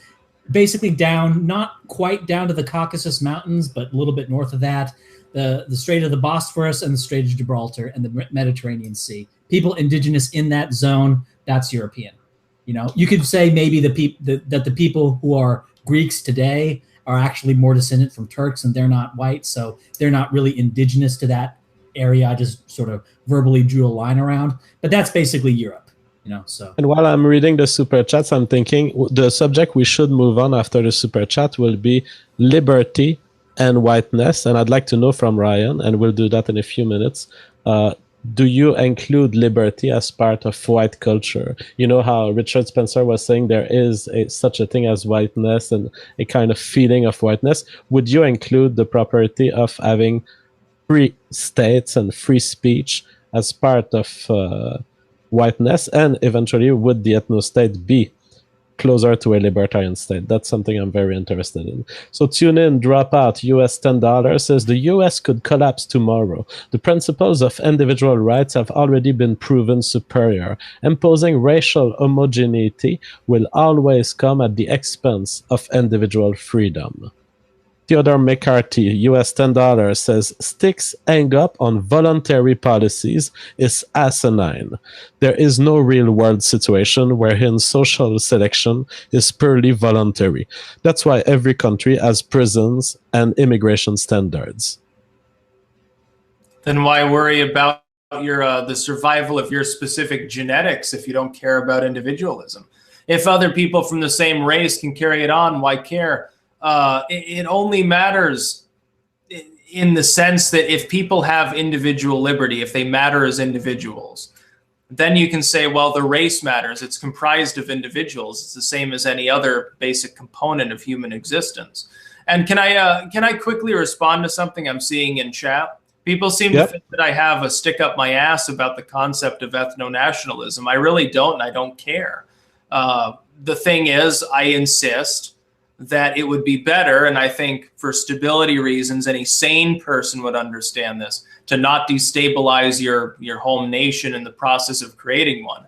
If you can avoid that, huzzah, you've accomplished something that so far I haven't seen anyone else propose specific ideas towards accomplishing.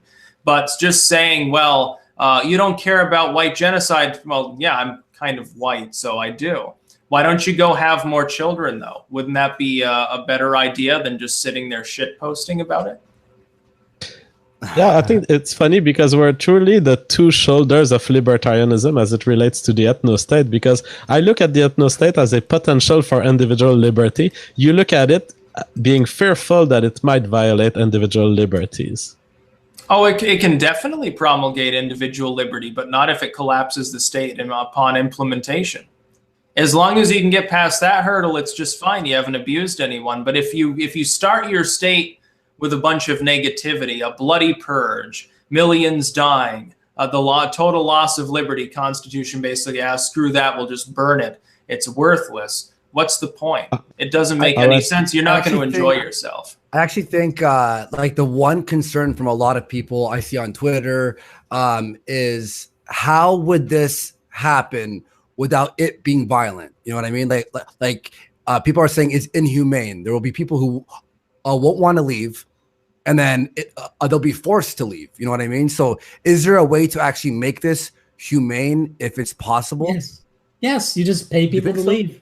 And like not everyone will take it. Not everyone will take the payment. Exactly. Yeah. But most what do you people do for the rest? Well, most people you let them stay. That's what you do for the rest. And then you don't have an ethno-state. That's not an ethno-state. You have enough of it. You have enough of an ethno-state. I want to clarify some of these things. When I talk about the ethno-state, first, I'm not talking about racial homogeneity 100%. And when you listen to people like Tara McCarthy, Richard Spencer, they are not looking at a 100% ethno-state. They are looking... No, I mean, he said in the newspapers that he would accept a 1/4 Asian guy. And then he added, we're generous. So I think he has a weird vision of his own generosity. But and Tara McCarthy will tell you, we will accept racial diversity within the ethno-state. That's literally not what ethno-state means, though. If you want to create that, look, there are already states that. There are states like that, exactly. Yeah, But if you create, can I say something here? If you create a political movement based on, hey, we're going to create the ethno-state, a lot of people are going to be turned off to saying you could just, if that's what you're trying to accomplish, all you have to do is immigration reform, build a wall, and deport illegals. You've just accomplished what you consider to be an ethno-state. That's called populism. That's par for the course. I would say anyone that thinks that is abusive or racist or bigoted, they don't understand that was the norm maybe even 20 years ago. I totally agree with you. But when you use the term ethno-state, what most people are going to consider is, hey, you want to kick out anyone basically who's not white, maybe marginally white. Okay, they're at least 3/4 white. They can stay. Anyone else has to go. Then it becomes a sense of terminology. But that's not what's being said by some people who are ethno-nationalistic. It's like when I talked to Spencer, and he was talking about, oh, well, there won't be a purity spiral. It's like, well, you may not believe in that. You may not have a problem with someone who's a lightly tanned Southern Italian. But what about purists within your movement who do? You have to make that differentiation. How do you know who ends up winning in that struggle? That's really the problem. It's about stability and pragmatism. It's not about morality. What you're referring to, Styx, amazingly, Huffington Post, of all outlets, actually did a study. I don't know if they did the study or was there a YouGov thing that did the study. But what they did is they actually talked about and showed in like psychological data that there are basically two alt-rights in terms of non-political psychological traits. That there's basically an alt-right that's just psychologically like conservatives in terms of their non-political psychology. They're basically just conservatives. And then there's like, well, I mean, there's a bunch of terms for them, but one that I kind of like is the blood in the face types, based on a documentary from the 1980s called Blood in the Face. And so what you're talking about is either blood in the face types or Nordicists, and you're talking about a group of people that I think, first off, I think they're smaller than what Huffington Post called the populist alt-right. I think they're smaller at this point, but as growth continues, it's only going to go into the populist direction. There's not going to be much increase of those kinds of people. So my personal opinion, as irrelevant as they are now, they're going to become increasingly irrelevant over time. If the alt-right adopts specifically populism, then I don't think that the average person, even people on the center left, probably wouldn't have a problem with it. It's about terminology, and it's really about the poisoning of the water by social Marxists, oddly enough, but it has to be differentiated. Otherwise, people are debating a straw man, essentially. And Yes. to complete my answer to Andy concerning violence, and personally, I don't plan to build an ethno-state over a non-willing population. I'm thinking of waiting for the planet to heat a little bit. Antarctica will become a little less cold. I think that Antarctica is a great place also for white people because we got camouflage. Our skin color is perfect to fight a war in Antarctica. Okay, so let's continue reading the super chats. Gabriel Lopez, $20, 20R. I don't know what R is, but Black Ethno Brazilian State. dollars. Brazilian. Okay, he says, Black Ethno State, we was kangs and shit.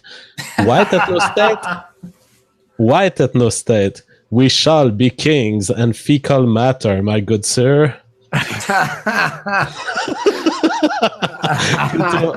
Pluto Anocrat, $5 US says, please ask Styx to explain how a substantive civic nationalism will work in a non-parenthesis nearly homogeneous context.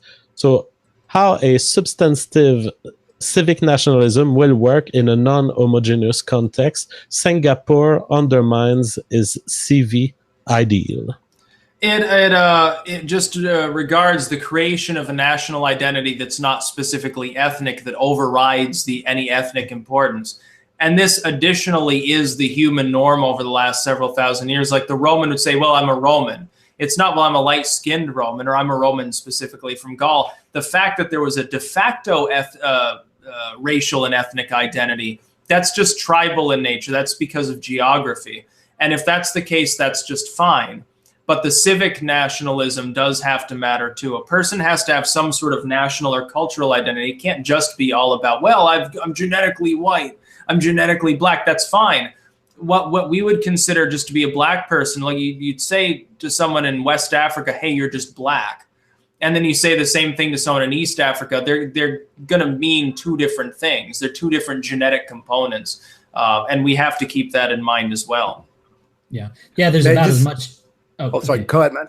Yeah, there's about as much genetic variation within Africa as within the rest of the world. Now most of that's genetic drift, and it's not selection, so they're not phenotypically as distinct. But the thing is, I forgot. I was going to say something else, but I forgot. Sorry.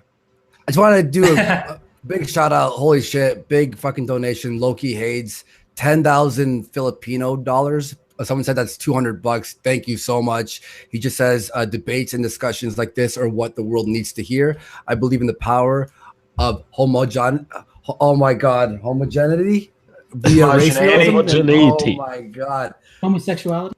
Loki. Now, the fucking okay. Via race realism, and the ethno states are a natural progression from a genetic tribalism. Keep up the good work and lots of love from the Philippines.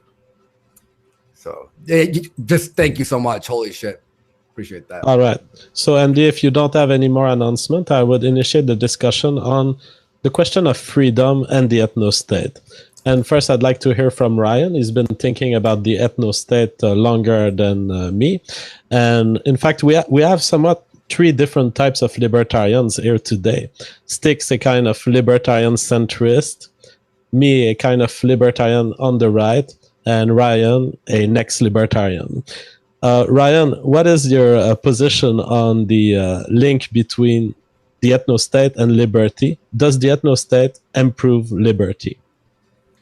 Well, first, yeah. I mean, if you look at polling data, it's like overwhelmingly in terms of support for things like free speech, willingness to have, and they asked the question, willingness to have smaller government and fewer services and having lower taxes. So on those 2 terms, free speech, also gun rights, and I don't know, sort of on the spot here, but on every issue regarding what we would call a kind of freedom, except for drug issues. And if you think drug issues are a really big deal, you may sort of be skeptical about this. But aside from drug issues, having whites is going to increase the amount of freedom. And because now I think having a state that is going to impose libertarianism on a population that is not necessarily supportive of it, that can last for a little while, but I think that's an inherently unstable situation. And also, and another thing that I have, and this is a more controversial view, is that this is much weaker than any race and IQ stuff, is I believe that there are race differences in political tendencies, and that's a much more difficult thing than race and IQ. First off, political tendencies is much more weakly defined. And also there's not a whole lot of, there's not as many twin studies, for example, talking about heritability of political views, but there are some. So we know that the heritability of political views is about 0.4. There are some genes that have been found that associate with differences in individualism and collectivism and in variation in social sensitivity. And these don't exist at the same frequency in populations, and they explain, whether now explain doesn't mean it causes, but they explain some of the racial variance in collectivist attitudes and social sensitivity. So I think are there studies for that? Like I could link up to people so they can check that out. Yeah. I can. Yeah, like after the show, if you want to just send them to me or whatever, I could throw them in the description bar. Yeah, totally. That's interesting. Yeah, it's nothing like as slam dunk as the race and IQ stuff. It's a lot more. I think it's a lot more speculative and still in early state. So, but I would just say that again, this is me looking at it from like the backwards angle. Is that we have semi-libertarian. I don't know. It depends on how much of a libertarian purist you are. But the most libertarian countries, with the exceptions of a few oddballs like Chile, for example, it's basically whites, and it's like Japan or Taiwan, which are countries where their constitutions were sort of written by whites, and they're imitating they're imitating those ideas that came from Europe. So basically libertarianism as we know it is a white thing, and saying that we can have a libertarian order in a multiracial environment, I don't necessarily see that as something that's impossible, but it just seems like something that's hazardous, untested, and apparently unstable. What if okay, so, let's say you started the ethno state, right, and you start inviting people in. What if there's a minority who technically isn't white, but has the same Western values that you are looking for? Well, then that's so okay. I mean, there's a few things on that. The first thing would be intergenerational regression. Like, are they going to fall? What are their children going to be like? Because if there's a genetic tendency, like for example, you could get somebody who's like their genetic tendency is towards sort of more like what we would call non-Western values. You know, you'd have to define these much better in like a proper paper on this or whatever. But if they vaguely have their genetic tendency isn't that way, but just through some fluke environmental effect, they became pro-Western. Their children are not necessarily going to maintain those values very strongly in the next generation. But let's forget all that. Let's say you factored that all out. Let's say you figured out that their children are not going to regress, that they're going to maintain these Western values. Then you sort of have to ask a question: do you care about race qua race? Do you care about, you know, the sort of big simple caveman, you know, my group, my people, ooga booga, right? And that's a serious question that I think a lot of people have to ask. And the first thing I would say is that's not something that's inherently, I don't see that as something that's being inherently wrong, you know, to identify with your race, qua race, period, end of story. You know, I think it's something that in the modern political environment, we've sort of been trained or conditioned to think that that's an inherently bad thing, largely because of a theory of history that a lot of people have, which I don't necessarily believe is true. And so we could talk about history and stuff at a later date. But I would say there's a lot of complexities to your question. But if you could get somebody who's not white and you could guarantee intergenerationally that they're not going to regress towards non-European values and non-European behaviors, that then you just sort of have to ask the question, do you care about race qua race? And that's not anything I can really answer. I do. That's all I can say. I see.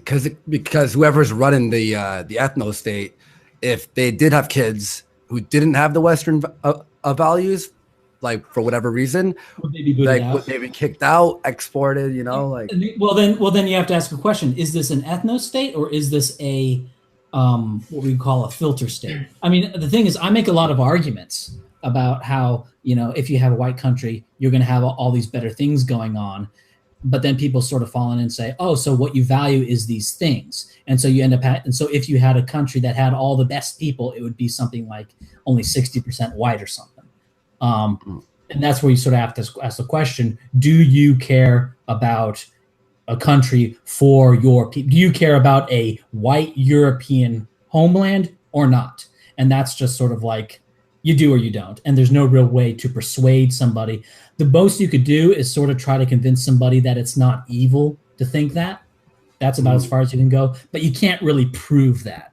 So before moving to... Yeah, go ahead. Here? I think that liberty, it could have a genetic component. I don't think there's enough literature to say whether there is or isn't. But you know that there's a cultural component.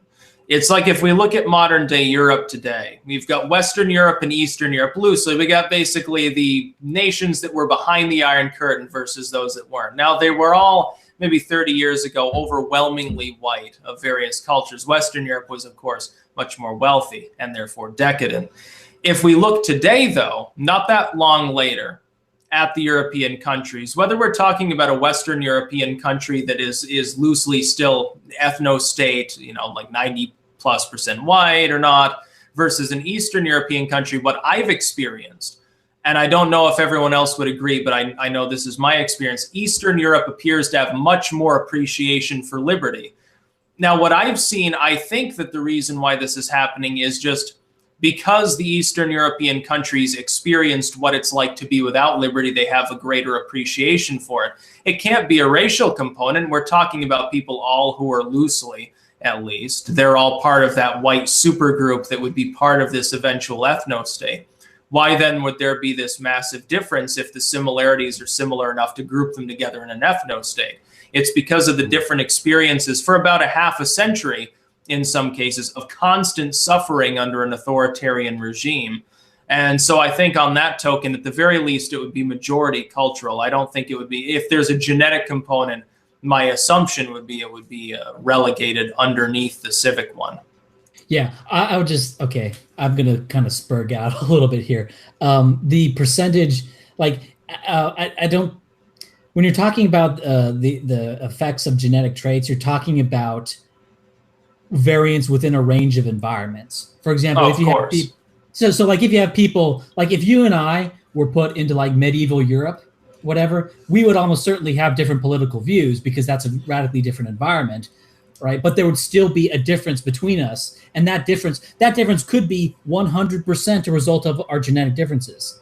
Even so, that genetic difference between us could be 100. That difference between us could be 100% genetic, even though it's totally different than what we have today. So our difference in political views today could be 100% genetic, and the difference in medieval Europe could be 100% genetic. So it's just I don't think so because there were already people who had crossed between those nations, because where you're conflating nationality, I think, with genetics. There were already people that had crossed back and forth across what would then be known as the Iron Curtain, and they have similar statistics on their view. No, I agree with you. I agree with you that the difference between Eastern Europe and Western Europeans in the view of the liberty is vast. Is a vast and almost certainly a result of an environmental effect. But I'm just being really pedantic. I'm sorry. Yeah. Yeah, I mean, there could. I would openly admit. I'm being pedantic about heritability. That's why. I would admit openly that there could be a genetic component. I just think it's totally subjugated the civic one on that one. And one of the difference. Okay. Go ahead. No, go ahead, JF. No, forget it. Okay, yeah, I was saying one of the difference between European liberty and American liberty is the First Amendment, which I believe has emerged as it has emerged as a cultural item, but we cannot reject the idea that maybe getting in a boat from Europe and wanting to go to America in the 17th or 18th century may show maybe a kind of filter that lets only the most libertarian people pass. Because if you're not for liberty, why would you want to go explore a whole continent like this with a big forest and Native Americans? So maybe there was a filter. I don't have a strong opinion on it. However, on the question of the Constitution, and since Andy has been reporting worries about the ethnostate and what are our position, I'd like to clarify this and ask each of you. I would say first, on my side, I would not support an ethnostate that has different constitutional rights for people of a certain race versus people of another race. I would be opposed to this. I'm a big fan of the 14th Amendment. However, let's say that we are in fantasy land starting now, and we're trying to draw the constitution, to write the constitution of an ideal state. And you can think of it as an ethno-state, but I'd like to invite people to just dream about what would be a better constitution than the US Constitution. What kind of caveats would you add in that are not present right now in the US Constitution? I would start with Styx and then Ryan. It would be similar to the one we've got now. The First Amendment would certainly contain a caveat for, hey, the fact that you're offended doesn't ban your language. Number two, it would extend some of the basic rights to any form of communications technology, whether privatized or not. And that would solve 90% of our problems, because people, if they saw a problem, would be able to speak out against it. There wouldn't be any censorship. It'd be absolutely banned. I would expand the Second Amendment, certainly, to automatic weapons and certain explosives. The 10th Amendment being expanded would be a good idea. If people wanted, here's the big thing. If you wanted a United States which was more malleable, in which people could voluntarily form sort of a sub-ethnic state that would have more stability, but they also wanted to be part of a country where they didn't have to leave the country to experience another sub-ethnicity, all you would need to do is expand the 10th Amendment to allow people to amalgamate naturally within state borders under the same national banner. So we'd all still be Americans, but there would also be states that in a voluntary fashion, this would be an ethno-state. This state was primarily settled by people who are white, wanted to just be among whites. That one's just black. People wanted to be among blacks. This one's multicultural. People mix it up. They don't really care. And by that freedom of association, if it were codified in a constitutional sense, it could work.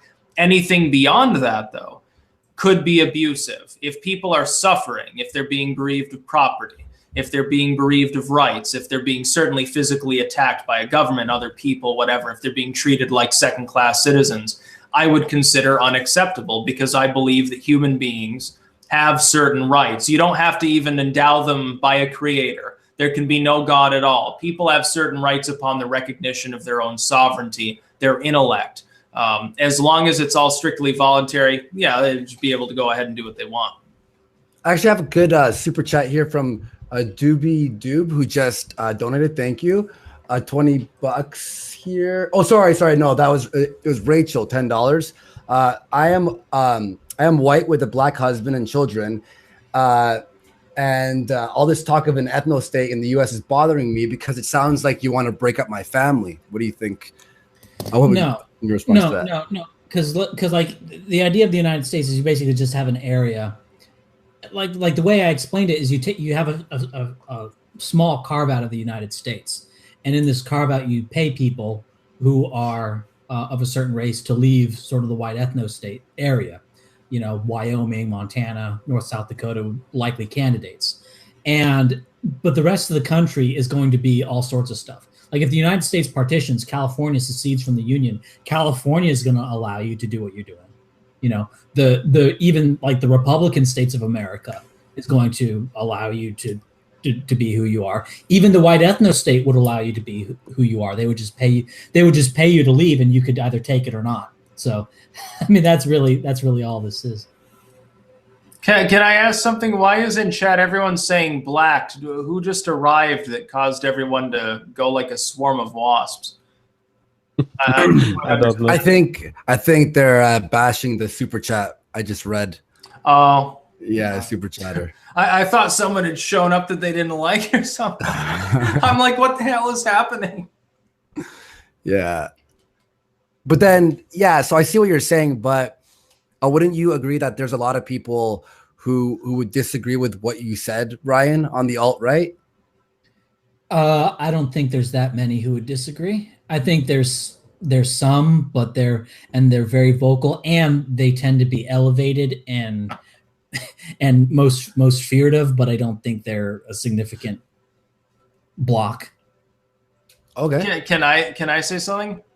As like maybe more on the libertarian side of quasi-nationalism, you could call it. I wouldn't ever want to break up anyone's family myself. That gets into one of the fundamental central questions about identitarianism is when people aren't willing to answer the question, how are you going to accomplish it? The automatic assumption, I think, for most people is, hey, you're going to accomplish it with a gun.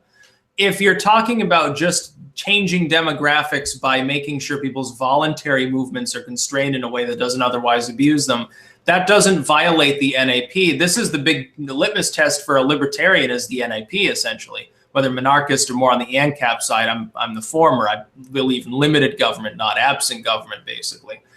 If it doesn't violate the NAP, I do not have a problem with it. People outside of the U.S. do not have a right to come here as immigrants. Nobody in the world who's not born on this soil has a right to come here. They have the privilege of coming here. If the people decide to pressure Congress to change the way in which that happens, who cares? It's not anybody else's right. There wasn't the problem with globalism is you get people like Merkel who think that they're entitled to make that decision for other people's sovereignty.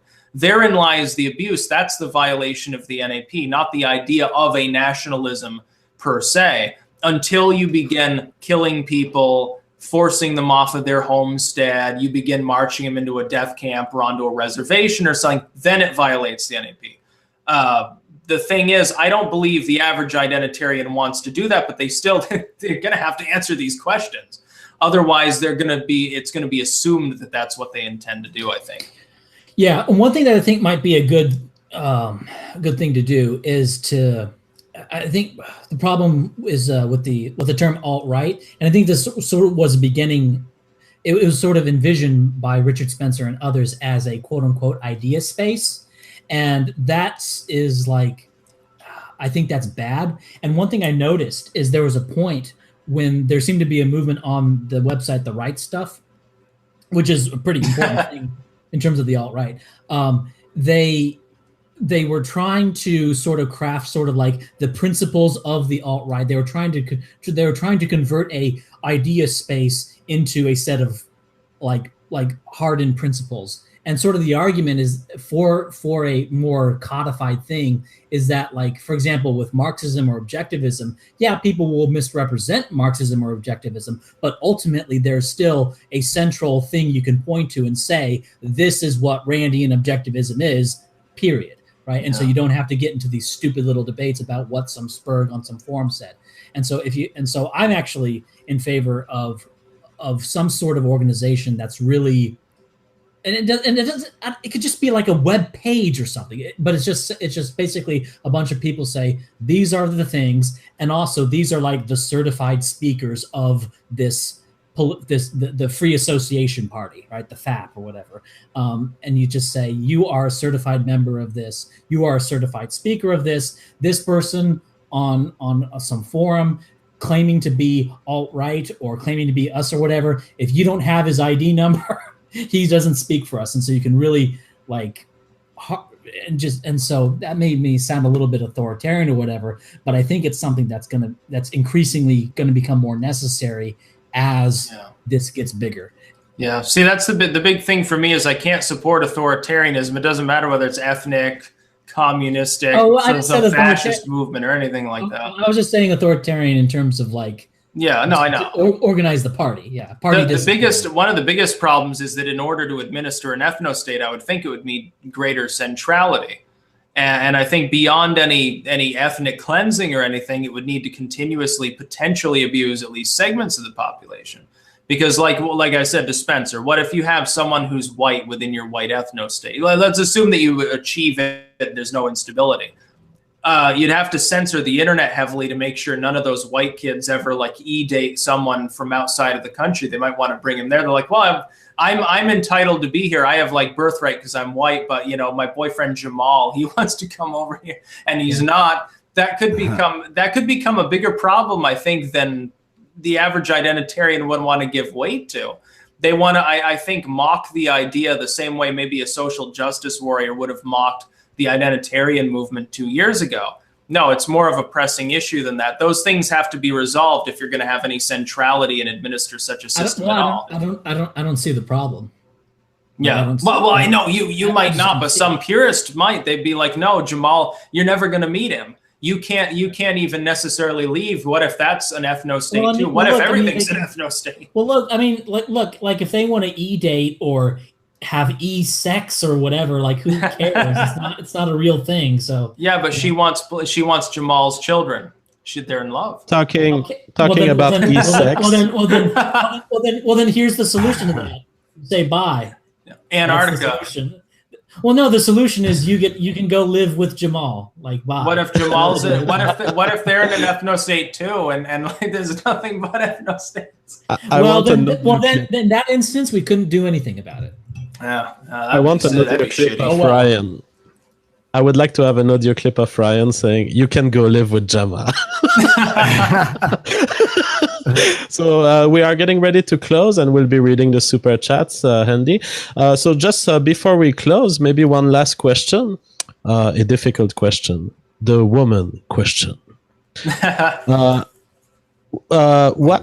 How do you guys view the problem of, I call it very provocatively, the problem of women voting?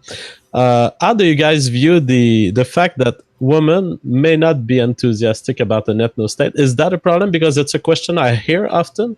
I'm not sure it's such a huge problem. I think that women have often been following extreme movements in the past, and we just tend to view them as modern women. But the reality is that women are probably more open than most people would think, although they don't participate necessarily to the political discourse on YouTube as much. Ryan, do you think that women in a democracy would have difficulties with the concept of an ethno-state? Well, women tend to be, we say, lagging indicators. Like women tend to be inherently conservative, not in the sense of the U.S. defined conservative, but small c conservatives. That they tend to be more status quo, going along with what is. They tend not to be the vanguard or the storm front of a movement. So I would, but one thing I will say is that when there was a survey done on dating sites regarding racial preferences between men and women actually have stronger in-group racial preferences, at least with dating, than men do. Does that mean that they're inherently more sort of thinking along racial lines than men do? I don't know, but that's an indicator that they are. And so it doesn't seem like there's an inherent sort of genetic barrier to women being pro sort of racial separation. I think it's more of just a barrier to women being inherently opposed to radical and radical change. So that's what I'll say about that. I have one quick question here. Bohica, thank you for the $50. Appreciate that. Styx, why are you opposing the alt-right from trying to save minorities from the racist, homophobic patriarchy? Stop mansplaining and let my people go. That was pretty funny. I don't know. But yeah, thanks. Anything else before we wrap up, JF? Can I weigh in on that briefly on the topic of females? Yeah. I would say just briefly the far left, not just like the neoliberals, but the left in general, they're terrified of right-wing women. If you look at their comments, if you look at the way, like on 4chan with obvious shills, they treat female e-celebs that are like anti-left, it's way, way worse than anything that people with 10 times the audience that are male get. It's insane. It's like, oh, thought, coal burner, probably had a black boyfriend, probably believes in globalism, wants to enslave white dudes and then take their money and stuff. It's just a never-ending cavalcade, really, of slander. And I think the reason why is they're terrified of losing the female vote, to tell the truth. Yeah. You think the female vote could switch? It already has. Trump won the female vote among whites and college-educated whites. Mm-hmm. I think they're terrified that that'll continue and it'll start winning like Hispanic women or something. Yeah, it doesn't even boil down to race. The right and left make the same mistake of thinking that demographics move in one direction. They don't. They continuously morph over time. Awesome. Well, you know what? We'll do like final thoughts, but before we do that, everyone hit like if you're enjoying the stream. It helps the show, and go subscribe to Styx and Ryan. I have their links down there. Thank you guys for being on. That was an awesome conversation. Sorry for everyone who was super chatting. Awesome questions. It's so packed. It was very difficult to do that, but thank you for supporting the show. So any final thoughts, Styx, on everything that we just talked about? Oh, I enjoyed the chat. It was a little bit more structured than the other night. It's more chill. Yeah. It's a little bit more chill, no? Even if you come here with serious political opponent, this is how you should talk, because this is what the audience enjoys. True. Yeah. Number 4 trending right now worldwide. Nice. Cool. Yeah. Cool. And alt-type, how about you, man? Yeah, it was interesting talking to Styx. I'd been a fan of your video, Styx, for quite a while, so this is like a long-time viewer, first-time caller sort of thing. Yeah, I guess from a perspective, I just sort of see, like, again, I keep saying, like, I look at it backwards in a sense, in that I just see like the ethno-state as the sort of default answer that needs to be argued against, and so I guess that's really the kernel of where I'm coming from, is that I see the ethno-state as the start, as opposed to the thing to be created, and I see it and whenever we sort of talk about going back to the ethno-state, I think viewing it as going back to normalcy, and if you want to argue against the ethno-state, you're sort of the burden's on you, and that's just my view. May I just bring up one super chat? It's very recent. Random City 327, $10. Thank you. Why hasn't anyone asked him, why don't they leave America to start their own ethno-state, get a big enough group, like he said, and pool their money, and they can buy like an island or a plot of land for themselves?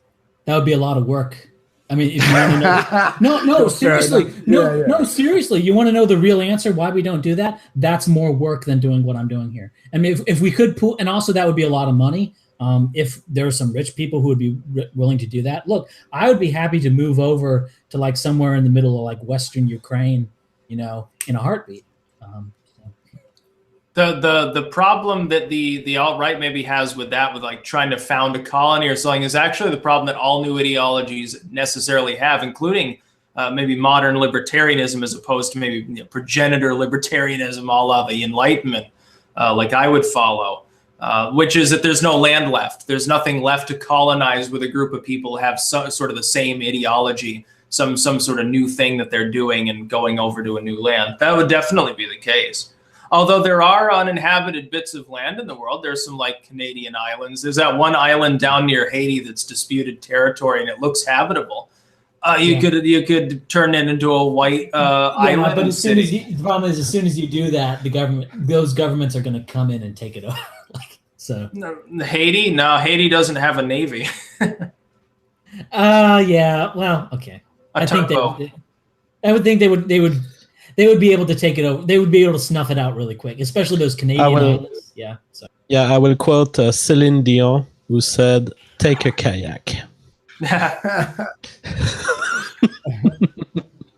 Awesome. Well, yeah. everyone So, concluding again, remarks. Yeah, go ahead. Yeah. Oh no, I was gonna say, So, any final words, basically, before JF and I do our super chat thing.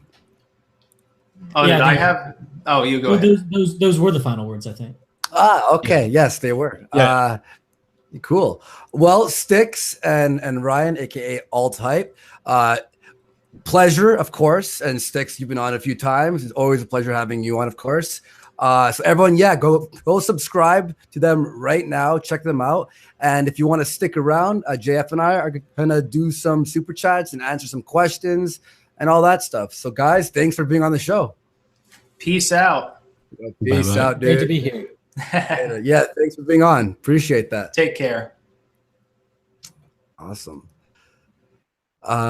Dude, number 4 worldwide. That was a great conversation. That was a lot more chill. And I was able to actually focus a lot more because it was less of me like thinking who's talking more, who should I like slow down, it was just more I could just like, oh, okay. And then all the questions. Would you say that on the last stream you were in a state of nervousness and anxiousness? Oh yeah.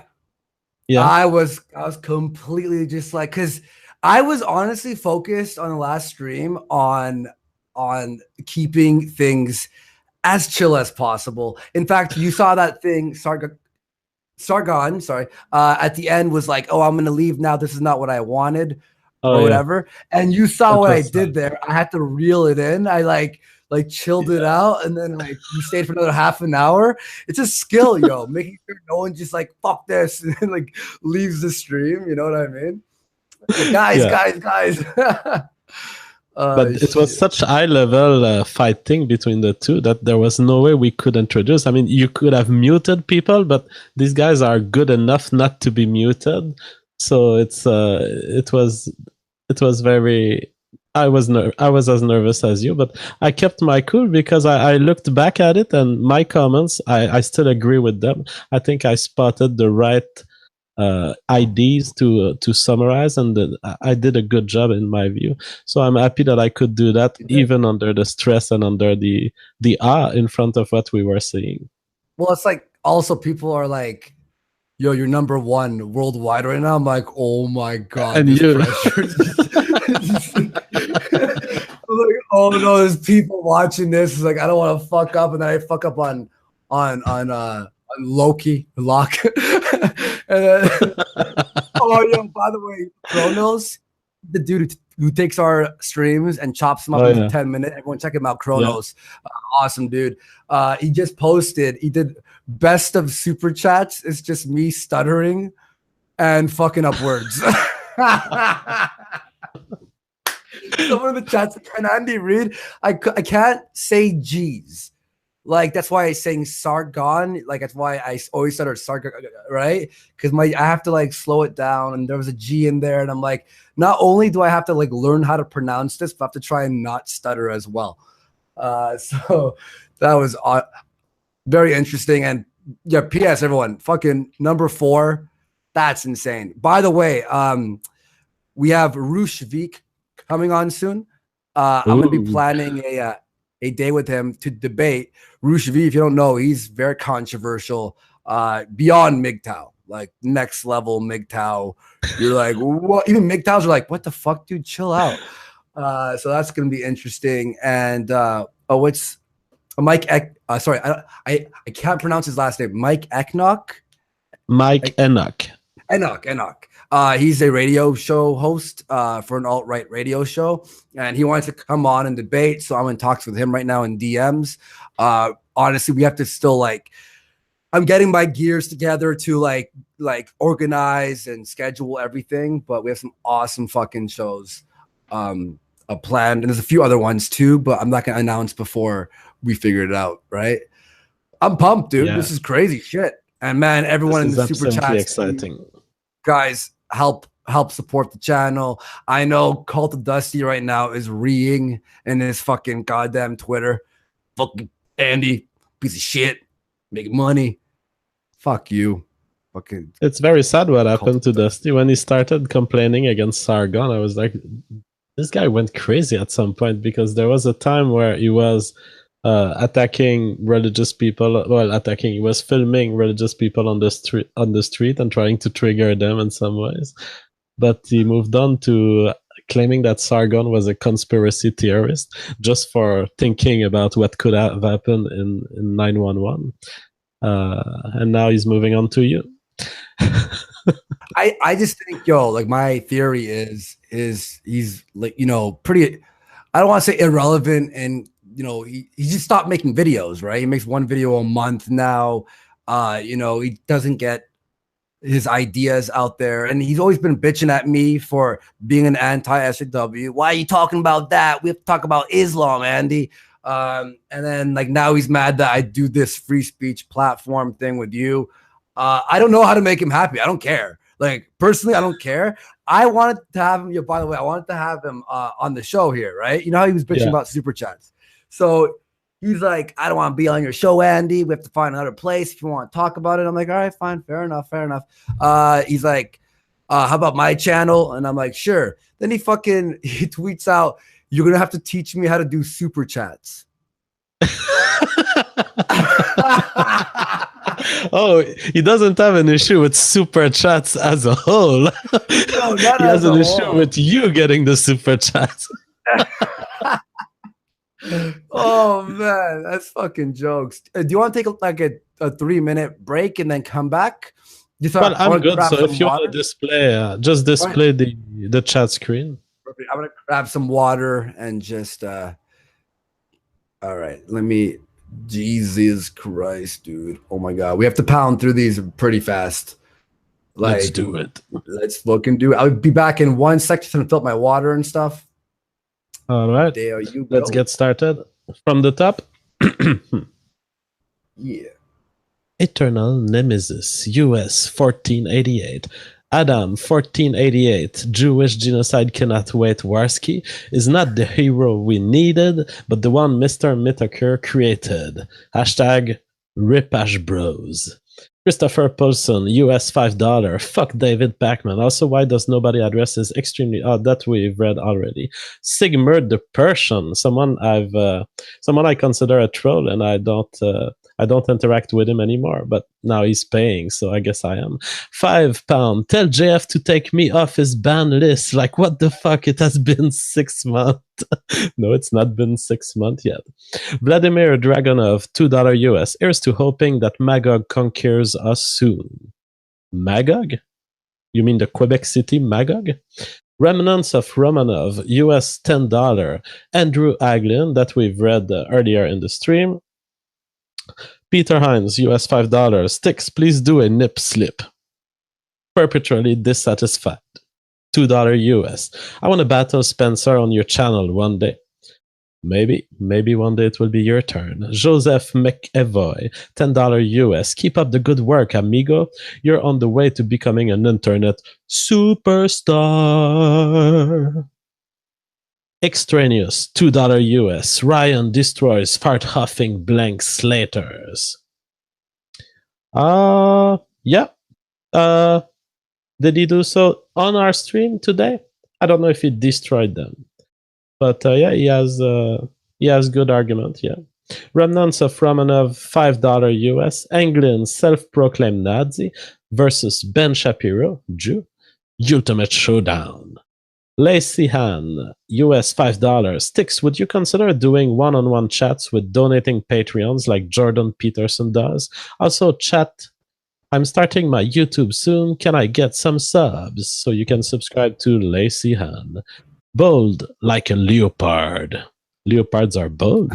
US $5. This is money for JF if he agrees to vote for Rachel Dolezal and Sean King for king and queen of the white ethno state. Sean King isn't white. What are you talking about? I think Rachel isn't that lady who's pretending to be black? Is that her? Yeah. Or like she's like Sean King trans is black or something? Yeah, Sean King, it's someone, it's not clear, but people have been accusing him of blackening his pictures or taking pictures that makes him look more black than he is. But that's an accusation. Playing basketball and shit. You know, it's just no, literally changing the lighting so that he looks more dark skin. He's on Photoshop and putting on the hue. Yeah, maybe Photoshop or something. But that's an accusation, but I'm not sure it's supported. But yeah, I mean, I don't know. Either DKK 50, a cultural analysis of what Spencer defines as white could have been nice. Off-studied model or something like it could have cleared misunderstandings. Maybe we could do that later. Schism, US $10. Thinking Ape, okay, that one I've read it.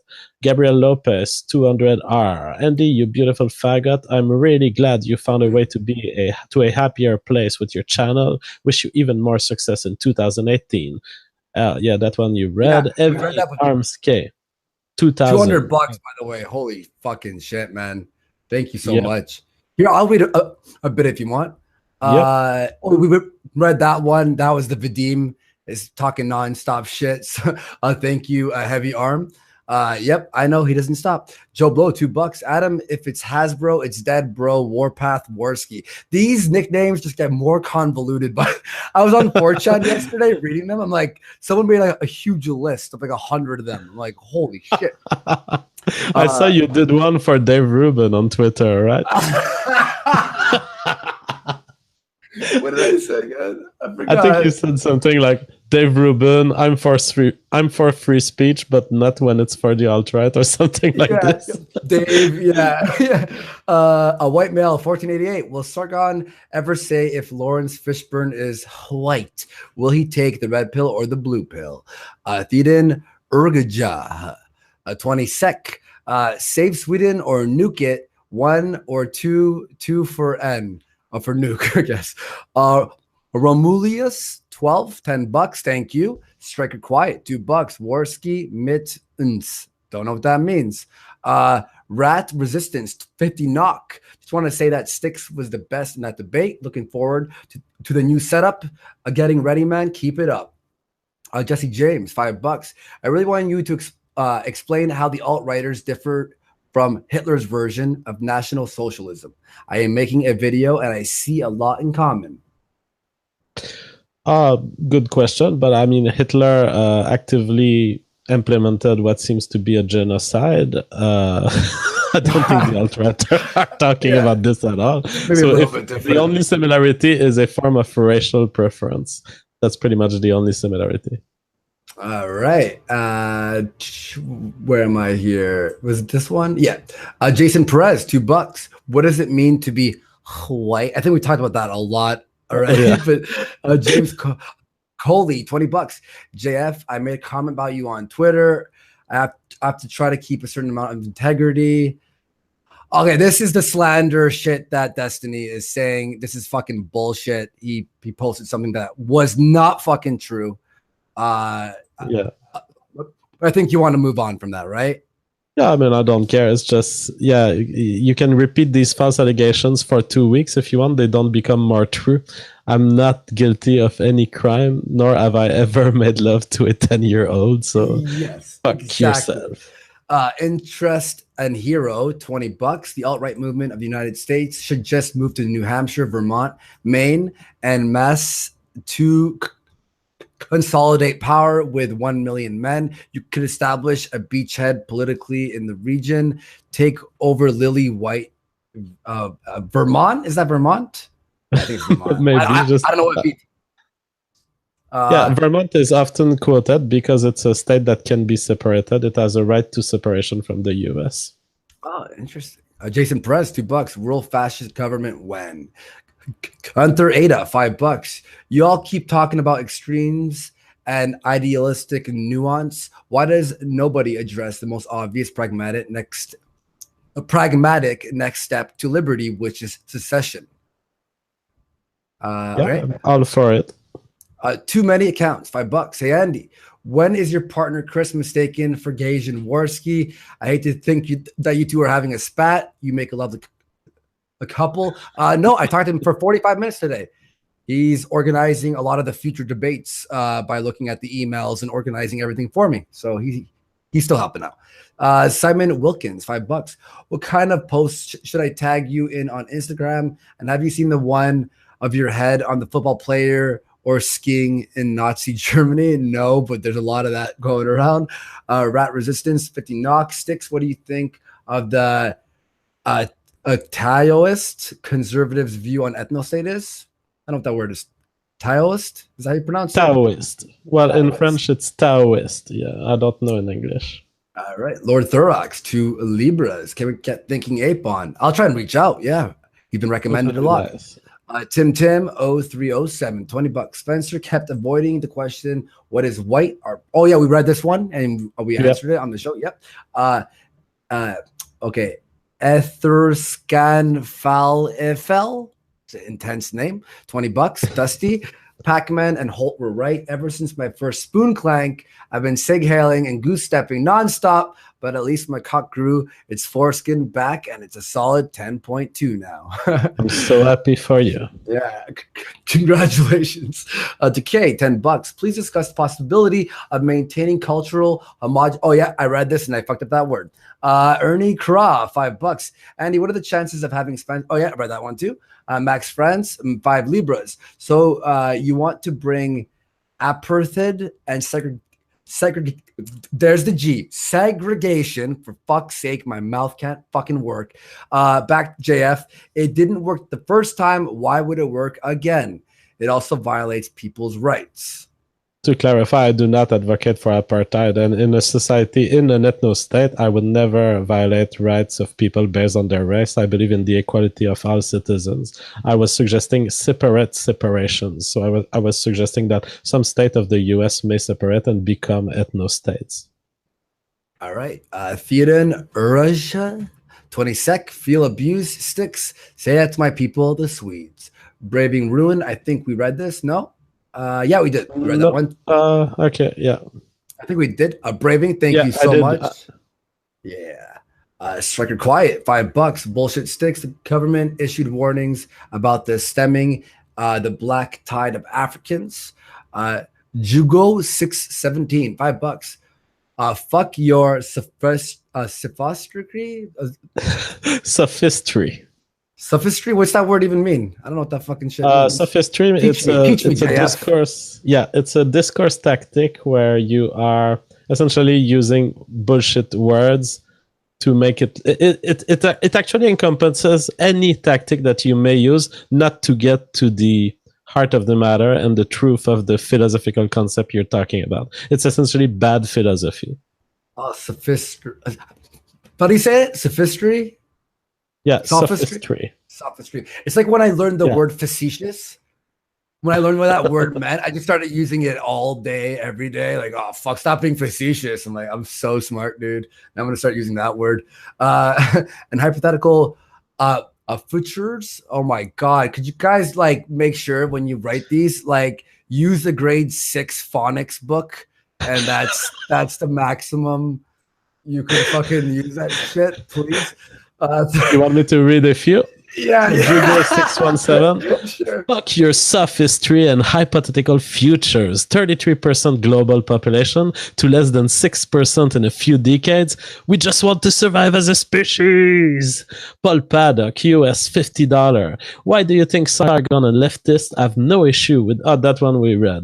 White male $50. Normies seem confused about the definition of white. We've read that one. Braving Rune $5 US China is not a mono-ethnic in the sense of being 100% Chinese, but it is a monoculture with a dominant Chinese minority. Stop with the gotchas. Hey, by the Every way, moon calling it like it is. hey, by the way, that word, okay, futures. I knew that was futures, but I was reading it in your accent. So I was thinking it's some sort of French word, like furthers. It's futures. I'm gonna go and just fucking jump off a building right now. All right, I'll BRB. There's lots of people having contagious French accent. Striker, quiet, US $5. Why are we not allowed to alienate people? Why can we not say no to anyone? Why do we have to allow everyone in, grant them citizenship benefits? Tune in, drop out, $10 US. The US could collapse tomorrow. The principles of individual rights have already been proven superior. Imposing racial homogeneous will always come at the expense of individual freedom. Pragmatic culture, US $5. The preservation of a people who cherish liberty must precede the establishment of any free society. In this case, that people has to be white people. Okay. But, well, there's a good chance they're white, but maybe it's possible with other peoples. I wouldn't oppose to libertarian states and people who cherish liberty from other races to make their ethno state if they want them. US $2 1600-48366. This is all speculation. More red pilling, Ryan. It's true that Ryan he's a very knowledgeable guy, but he jumps from facts and predictions in a way that sometimes people are confused. I'm not confused because I know the guy. I know how he phrases this thing, but I've been hearing a lot of people say that. White male, US 1488. Japan is a 98% Japanese ethno state, and it's very successful. They have a high HDI, standard of living, and no Muslim terrorist attacks. They killed Maoists. Their anime and video games are red-pilled. Pierre Iverson, DKK 20. Multiculturalism reduces social trust and cohesion. That's what is being reported by some studies. Chunk yogurt, $5 US. Somalis do not care about John Lucky. Sorry. Third world you said population. Lucky. You said of course, Lucky. I was imitating you. I was pursuing the I meme. didn't pick that up. I'm going to kill myself. That's not my way to say lucky. Jesus Christ. Since it comes from Final Fantasy, I'm up for it. Third world population equals third world country. Jason Todd, £2. I want you to invite Andrew Anglin. Rashad Abdul Salam, $5 US. The alt-right wants the ethno-state because they're afraid of white extinction. Talk about liberty, IQ, crime is obfuscation. Its fear is genetic death. I'm so happy. I'm so happy you read that one. Yo, someone has to make a full compilation of me fucking up every word. Like that would be funny. Jesus Christ. Yeah, in the chat says, "Oh no, what?" He calls me a Final Fantasy fag. Final Fantasy is the best game. Yo, not 13. 13 was horrible. Jesus Christ. You're right, but Final Fantasy 3, that was it.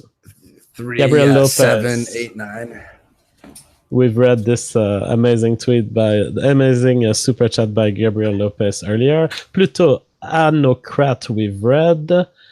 And Pop TV, $5 US. Hey, Andy, just stopping by. I'm at Disneyland right now with my girl. Pop TV. Always donating and always supporting. Love you, man. Have fun.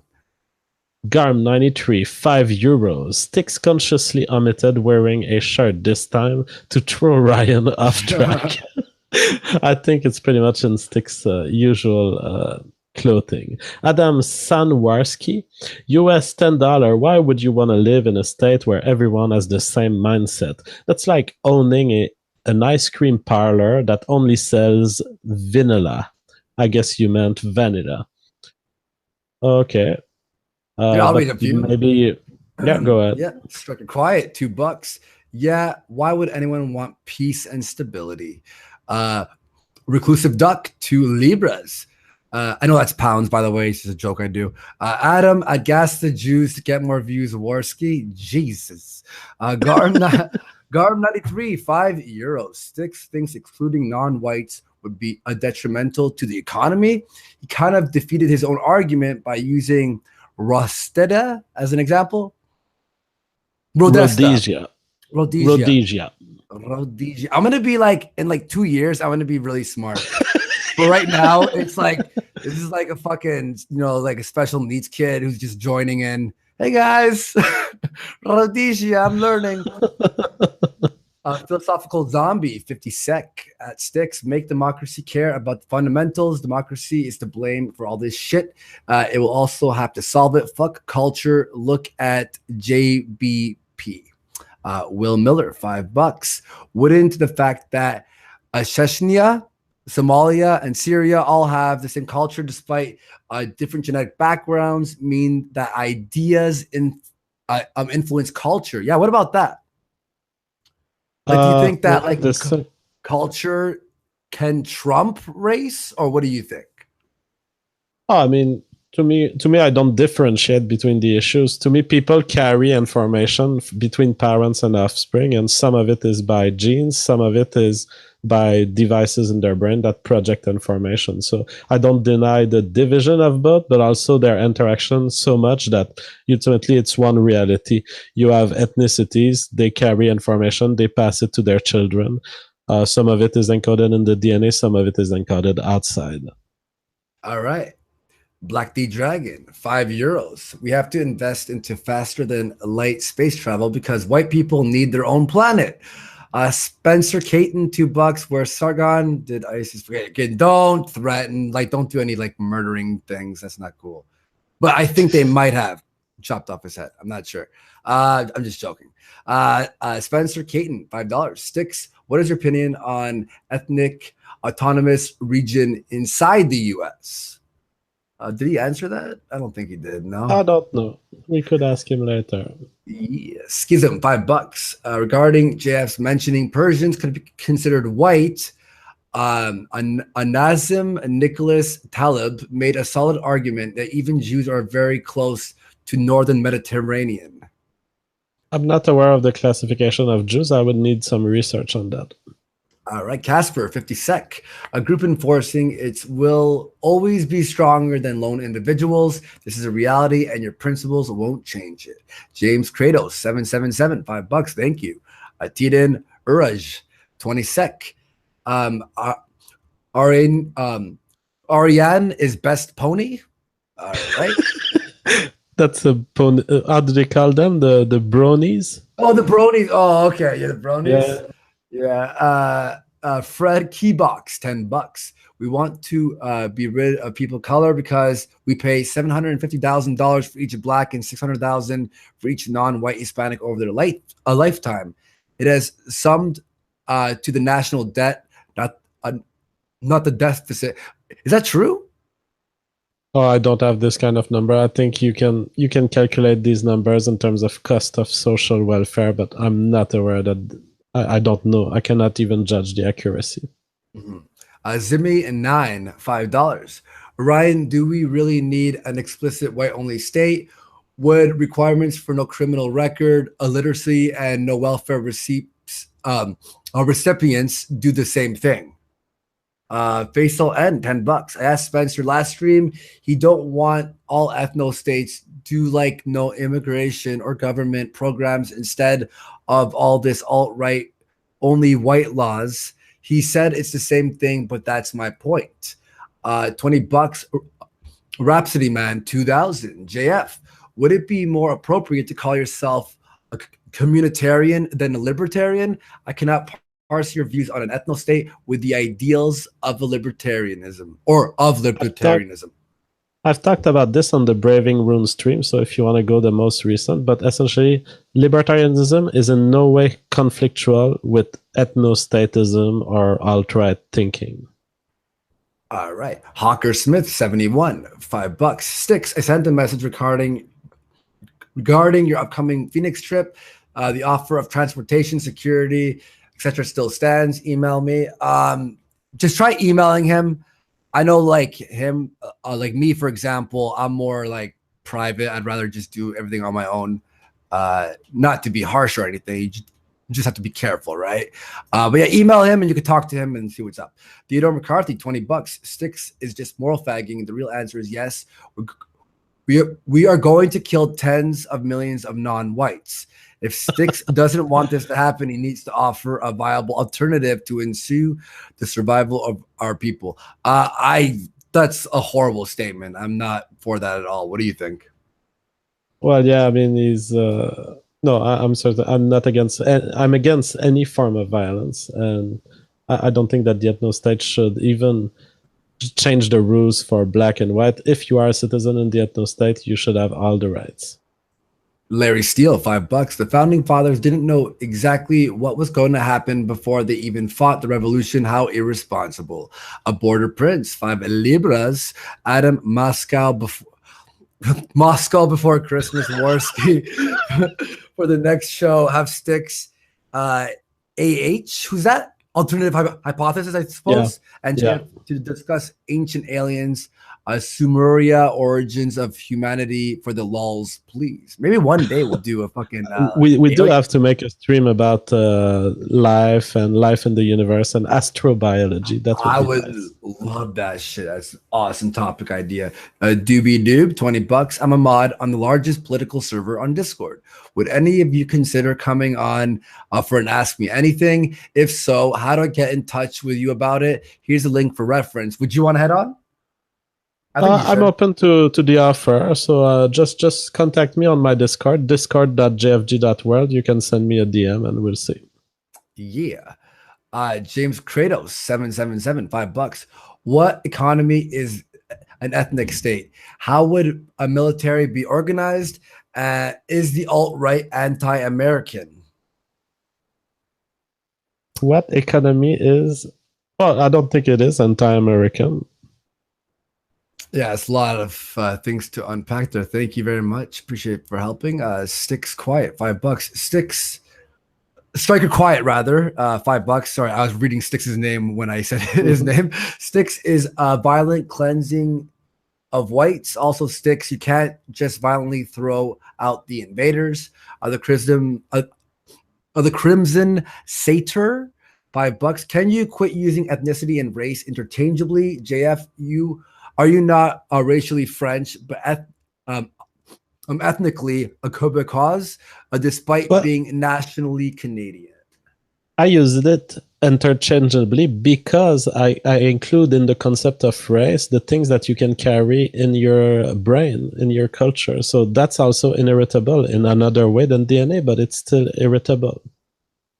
Oh, also, just for newer viewers, if you're watching, I do have a speech impediment. I stutter from abuse, and we'll do an episode on that, just so you know, because people think I'm dyslexic or just retarded, which both may be the case, like added on, but also I was abused when I was a child, so I stutter, especially on G's.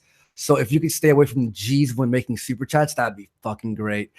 Loki hates. Oh yeah, by the way, yeah, again, I said this already, but that was 200 American right there from Philippines. Thank you so much, Loki. Yeah, that's Loki. That's not luck. Mm-hmm. There, I said that one. Bex Fire, $5. Vadim just wants a lick of that Warski dick. J'adore JF.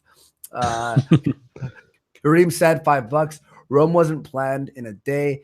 It is disingenuous to say that unless a plan is worked out, oh, here goes. Everyone, get your OBSs ready. Intricate detail. It is winging it. Yep. Right, there you go. Fuck yeah! I knew it all along. I was just joking. LOL. Pragmatic culture, $5. Hot take, but also true. Any ANCAP, utopia, or Coven proposed by those people is going to have to be a white ethno state or sorts.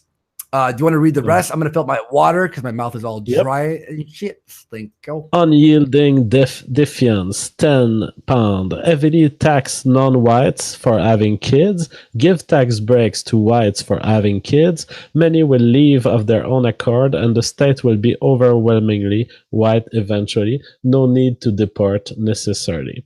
Cracker Quiet, $10 US. I have 4 children. It's not so simple. The future belongs to right-wingers among whites. We're concerned about them being taxed and exterminated after being taught the hate whitey.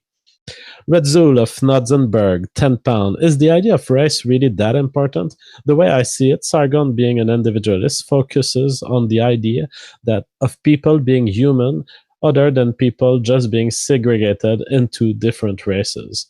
Yeah, I don't attribute that much importance to the concept of race. I like the truth. I like the idea of an ethno-state because I think it could improve the state of liberty, but I'm not obsessing over race.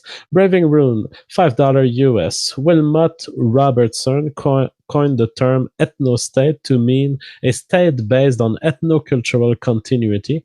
That doesn't mean 100% and never has. Stop the bullshit. Wad Bra, $20 US. Ryan is right. Most non-whites dislike us and are only here for welfare. If you stop giving them welfare and offer them money to leave, they will forfeit their citizenship for money in a heartbeat. That is reality. Cool Board, $9 US $5. Spencer doesn't bother me near as much as the guy who stabs him with an ice pick. David Cedarwood, $2 US. Definition of ethno-state has never demanded purity. Matty's Modern Life, $2 Australian. Thanks for all the content, guys. Clifford Bates, PLN50. Language matters. Given the internet leads to linguistic competition to one language being more successful, does not global communication lead to new communities from the emergent utility? I'm a human, US $10. The Glorious White Desert Colony. Larry Steele, $5 US. What Styx gonna do when the brown hordes outnumber whites and they all vote Democrat? High taxes will be the least of his concern. British Federation of Truth, £5. Mammoth financial crash predicted for 2018. What outcome might result with regards to European welfare-dependent Muslim population? Missile launcher, $2 US. So what's the limit on mixed whites? More than 50%? More than 75%? I think that some of the most severe alt-righters, they will say that 1/4 of another race would be a problem, but most alt-righters that I know, they are fully open to racial diversity. They wouldn't count. They wouldn't count in details like this. Stelbell, US $5. I call for a Styx and Millionaire Woes debate. Keep these controversial streams coming. You're helping the far right. Pickle Master, $5 US. Weren't we supposed to be responding to Pac-Man and Dusty? Lol. We just ended up having another debate about the same thing. Well, we did I think it was better what we did today. It was just more coherent. It was more of like a summary of a lot of thoughts and expanding on ideas, plus answering more questions. And less heated, so it was good. The Dusty thing, I am going to be talking to Dusty apparently on his channel, so I'm going to be DMing with him. It's going to be basically me saying, fuck you, I could do what I want, I don't care. And David Pacman, after I had responded to him, he is not tweeting at me anymore. So very, very interesting. So all I can say about David Pacman is dude, my agent offered you money. You agreed. I disagreed because I didn't want to debate someone I didn't know. And stop acting like you figured something out. You know, fuck man. And if I had $1,500 to offer all our guests, that'd be fucking awesome. You know what I mean? Imagine, hey, dude, you want $1,500? That'd be great. Jesus Christ. $50 US, but the message is retracted. But thank you for the money. Pacta non-verba, $5 US. Thomas Sowell is gonna get deported from the ethno-state. Maybe. Garm Anchor, 200 knock. Thanks for hosting this debate. Very interesting to see an adult, civilized discussion about such a controversial topic. Pacta non verba, $10 US. You guys realize that those preaching the death of the West in schools are large groups of left-leaning whites. They are the ones who convince kids that US equals evil. JSC Hong, $5 US. Why not test the ethnostate to see if it works? Raise money, buy a plot of land, build a huge wall, set down some laws, and invite your desired race. Thank you, GSC, for changing your H's for a Y. It's easier for me to read as a Frenchman. Squatling Slav TV, $10 Canadian. Hey, at Styx, how do you feel about Israel giving all African asylum seekers 20 days to leave or be booted out? Why do Jewish politicians force Europe to accept the same people that Israel boots out? Isaac Zalek, $5 US. Question for Ryan. How is the idea of multiracial libertarian society hazardous if Chile is evidence of the contrary? Gabriel Lopez, 20R. What about an IQ state? Lots of them fuck white folks. Dusty, Vadim. The white ethno state would still be full of Twigglypuffs and pussy haters. All right. Rachel, $10 US. I am white with a black husband and children. We are I read that one. I read that one. Okay. Bull Rock, $20 Canadian. No positive law template works if the courts do not enforce it properly. Any thoughts on how biased our laws are? P.S. Balkanizing the U.S. will lead to its inevitable destruction. I don't see it as workable. Tyler, $2 US. Would someone like Andy be considered as white? Yeah, I wanted to ask you that. I'm Portuguese, so would I be allowed in? To be honest, I don't know about the outriders, but I'm pretty sure you would. But I mean, personally, I'm not that much of a racial discriminator. Despite everything that is said about me on the internet, I actually don't care that much about race. Yeah, I'm olive. I'm an olive skin guy. Here, I'll read it a bit. Mid NSMH, £5. I got here late, so this may have been asked at already. But what would you do with the people that refuse to take the money and want to stay? And I think he said, just let them stay. Is that what he said? Yeah. All right, Bullrock, $5. How they are being biased in enforcement, that is. I think it was part of his other super chat. Like it was like a second parter. Frog Night Glenn, $5. This big number wants to give you a fake loan. Call these fucks. Okay, so I suppose that's like like a, what do you call it, scam or whatever. Gabriel Lopez, 1020R. Quick, get Razor Fist and have them talk at the same time. A code word, and let's settle this charade once and for all because they look the same. Razor and Styx. I was on a stream with both of them, so I can't confirm they are two different people, unless it's like CGI or some shit. I don't know. Maybe they're like amazing at computer animation. T Toms, £20. If we really exist in a modern world, why don't we just allow everyone to do what they want? We are talking about tackling issues humanity has faced its entire existence. We want what we want and not what others want. Gunther Ada, $10. Styx, by the same token, isn't the U.S. federal government making decisions on behalf of many states that disagree? Views on secession as next best step. The internet scum, $5. What about the non-white Republicans / libertarians? Will they be asked to leave alongside other non-whites on the basis that they're more likely to be left-leaning? I asked that question, remember? And then I think he was saying something about the kids maybe switching over or something like that, right? Yeah, I wasn't really satisfied with the response. I think we could ask him later. Sure. Party time, $1,000, $5. Yes, the nap, an autistic devotion to liberty. Jessica Ustas, $5. But where are you going to to get the money to pay them off. How much will you give, and how are you going to make stick government leave? Take breaks, Andy. I had to pee, so I snuck away before I pissed my pants in the middle of the show. I read Bohika's a message, but thank you again for the $50. Really appreciate it. Stell Bell, $2. Get married and have kids. I read Random Cities, but thank you again.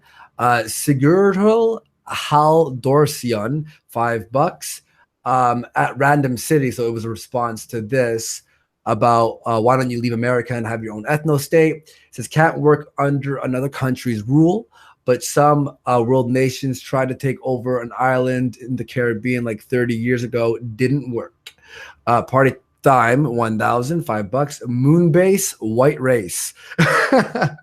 Mark the question, $10. Just sending some love to Adam, the new top dog, and Race Worski, and that wonderful Frenchman JF. I love your content and keep up the good work, guys. Hey, while you're here, do you want to announce what's happening on Thursday, possibly?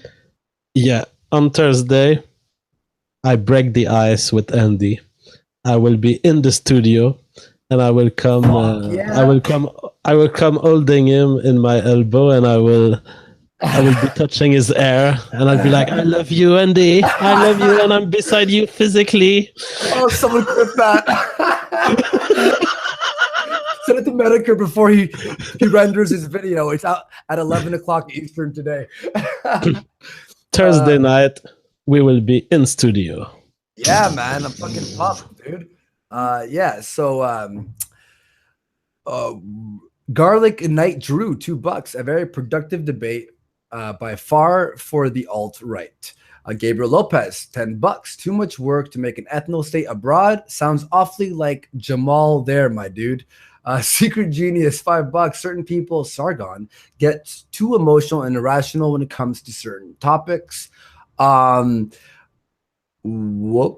Anderson Paladin, $5. Styx, plant the Hebes in the dirt and I'll never wear a shirt. Hexenhammer will destroy the thought voice. Or tot, however you pronounce that.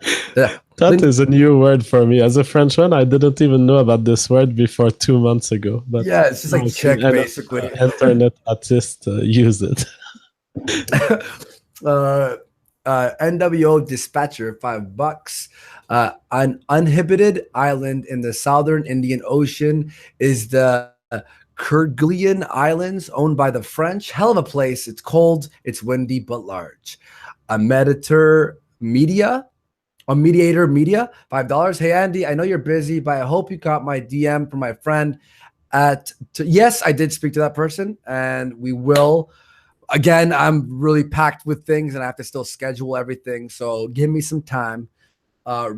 Resistance 50 knock. Great stream today as well. Would like to be on one day. Just seems like so much fun.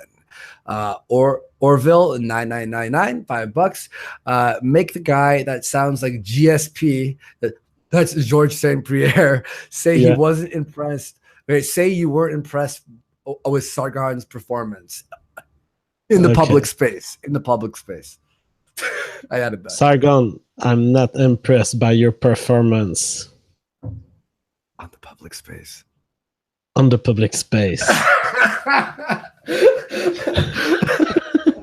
Jessica Estes, $2. When are you going to name it? Free Speech Therapy? I think doing it standalone titles is just better, in my opinion. Yeah. Devin Duty, $2. God save us from Anglo faggotry. I love that you call him Devin Duty. It's Dave on duty. Oh shit! You know what it is? Devin. Because I know time is running out, so I'm sort of at least rushing. So it's just like, Anonymous 1488. Thank you very much for donating.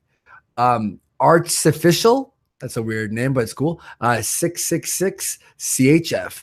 JF. This is French. Do you want to read it? S'il te plaît, explique à Andy comment on prononce correctement Mike Enoch. So he wants me to explain that Mike Enoch is how you pronounce it, but you Mike got Enoch. it earlier, I think. Yeah. I was reading it Mike Eknock. Eknock. Yeah. Loki Arash or Lock Arash, just in case. $2. Are Slavs white? I think so, right? I think they are. I don't know much about them. Yeah. Chris Palladino, $5. Hey guys, love the show. JF, who would win in a fight, Destiny or Amos Yee? I don't care. Two throws. Spooky Weep Trash, $10. I almost have 100 subscribers. Please give my channel a shout out. What would be much appreciated. Adam Daddy Warski. There you go, everyone. Spooky Weep Trash. Flidge2's Sidriv, $5. Styx, POC, overwhelmingly rely on whites for food, shelter, and education. Are we morally justified in cutting them off to establish the ethno-state? Monkey Phonics, $2. Would white trash from Meth Ho State or Mad Maxia? Andrew Jackson, $2. The logos on minds.com just wrote about the stream. Oh, cool. Is that like a YouTuber or something? All right, cool. Maddie's Modern Life, $2. Thanks for the content, cunt. No problem. Mithrate, 20 sec. Arian is the best pony. Oh yeah, it was it's the fucking My Little Pony Arian or whatever. Thedon Urja, 20 sec. Many bronies are more nationalistic than you cucks. Jesus, calm down. I have a hard time believing this. Yeah. Johnny Medler, $10. Hey, Andy, please check your email. Subject free speech event. If you haven't, I'll keep trying. If you haven't, you're not interested, let me know. I won't bug you anymore. Dude, I have about 300 emails. Chris has organized them all for me for easier, an easier read. Because there's a lot to go through as well as DMs. So let me take some time to do that. All right. Since the stream, I'm receiving hundreds of emails. I'm sorry, everyone. I read them all, but I cannot answer them all. That's the point where I stop answering everyone. And some really nice ones too, by the way. Thank you all. Ali 2 Libras. And here we go. Andy. Gobbling gargoyles, gobbling goblins. Fuck you, got it. Yeah. Well, very good. Fuck you, 2222, $5. Kite Nagger Pajit. Thank guys. Ethrinias falafel. Falafel? Falafel. Yeah. Falafel. $5. Andy, you dingus. Out some respect on my name. It's pronounced Etruscan falafel. Etruscan falafel? All right, there you go. I'm sorry for disrespecting you. Leon Stubbs, 5 Libras. JF, would you agree with the statement survival is the primary value and all means are justified towards this end? No, I'm a moral nihilist, so I never attribute value. Awesome. Ricky Julian, $5. Andy, with a name like Adam Ray Swarsky, is allowed in the ethno state, even if his skin is like midnight and he lives in the Congo forest. Thank you. Totally not a troll. 10 PLN. Learn to pronounce full currency names. I say Libras is because it's funny because it looks like an L and I just made it up. Yeah. I just play with it. On Noslin, or maybe like DKK or whatever. I'll try and learn them. Noslin, $5. Was South Africa an ethno state? And if so, wouldn't that point to how it will fail when surrounded / corrupt from within?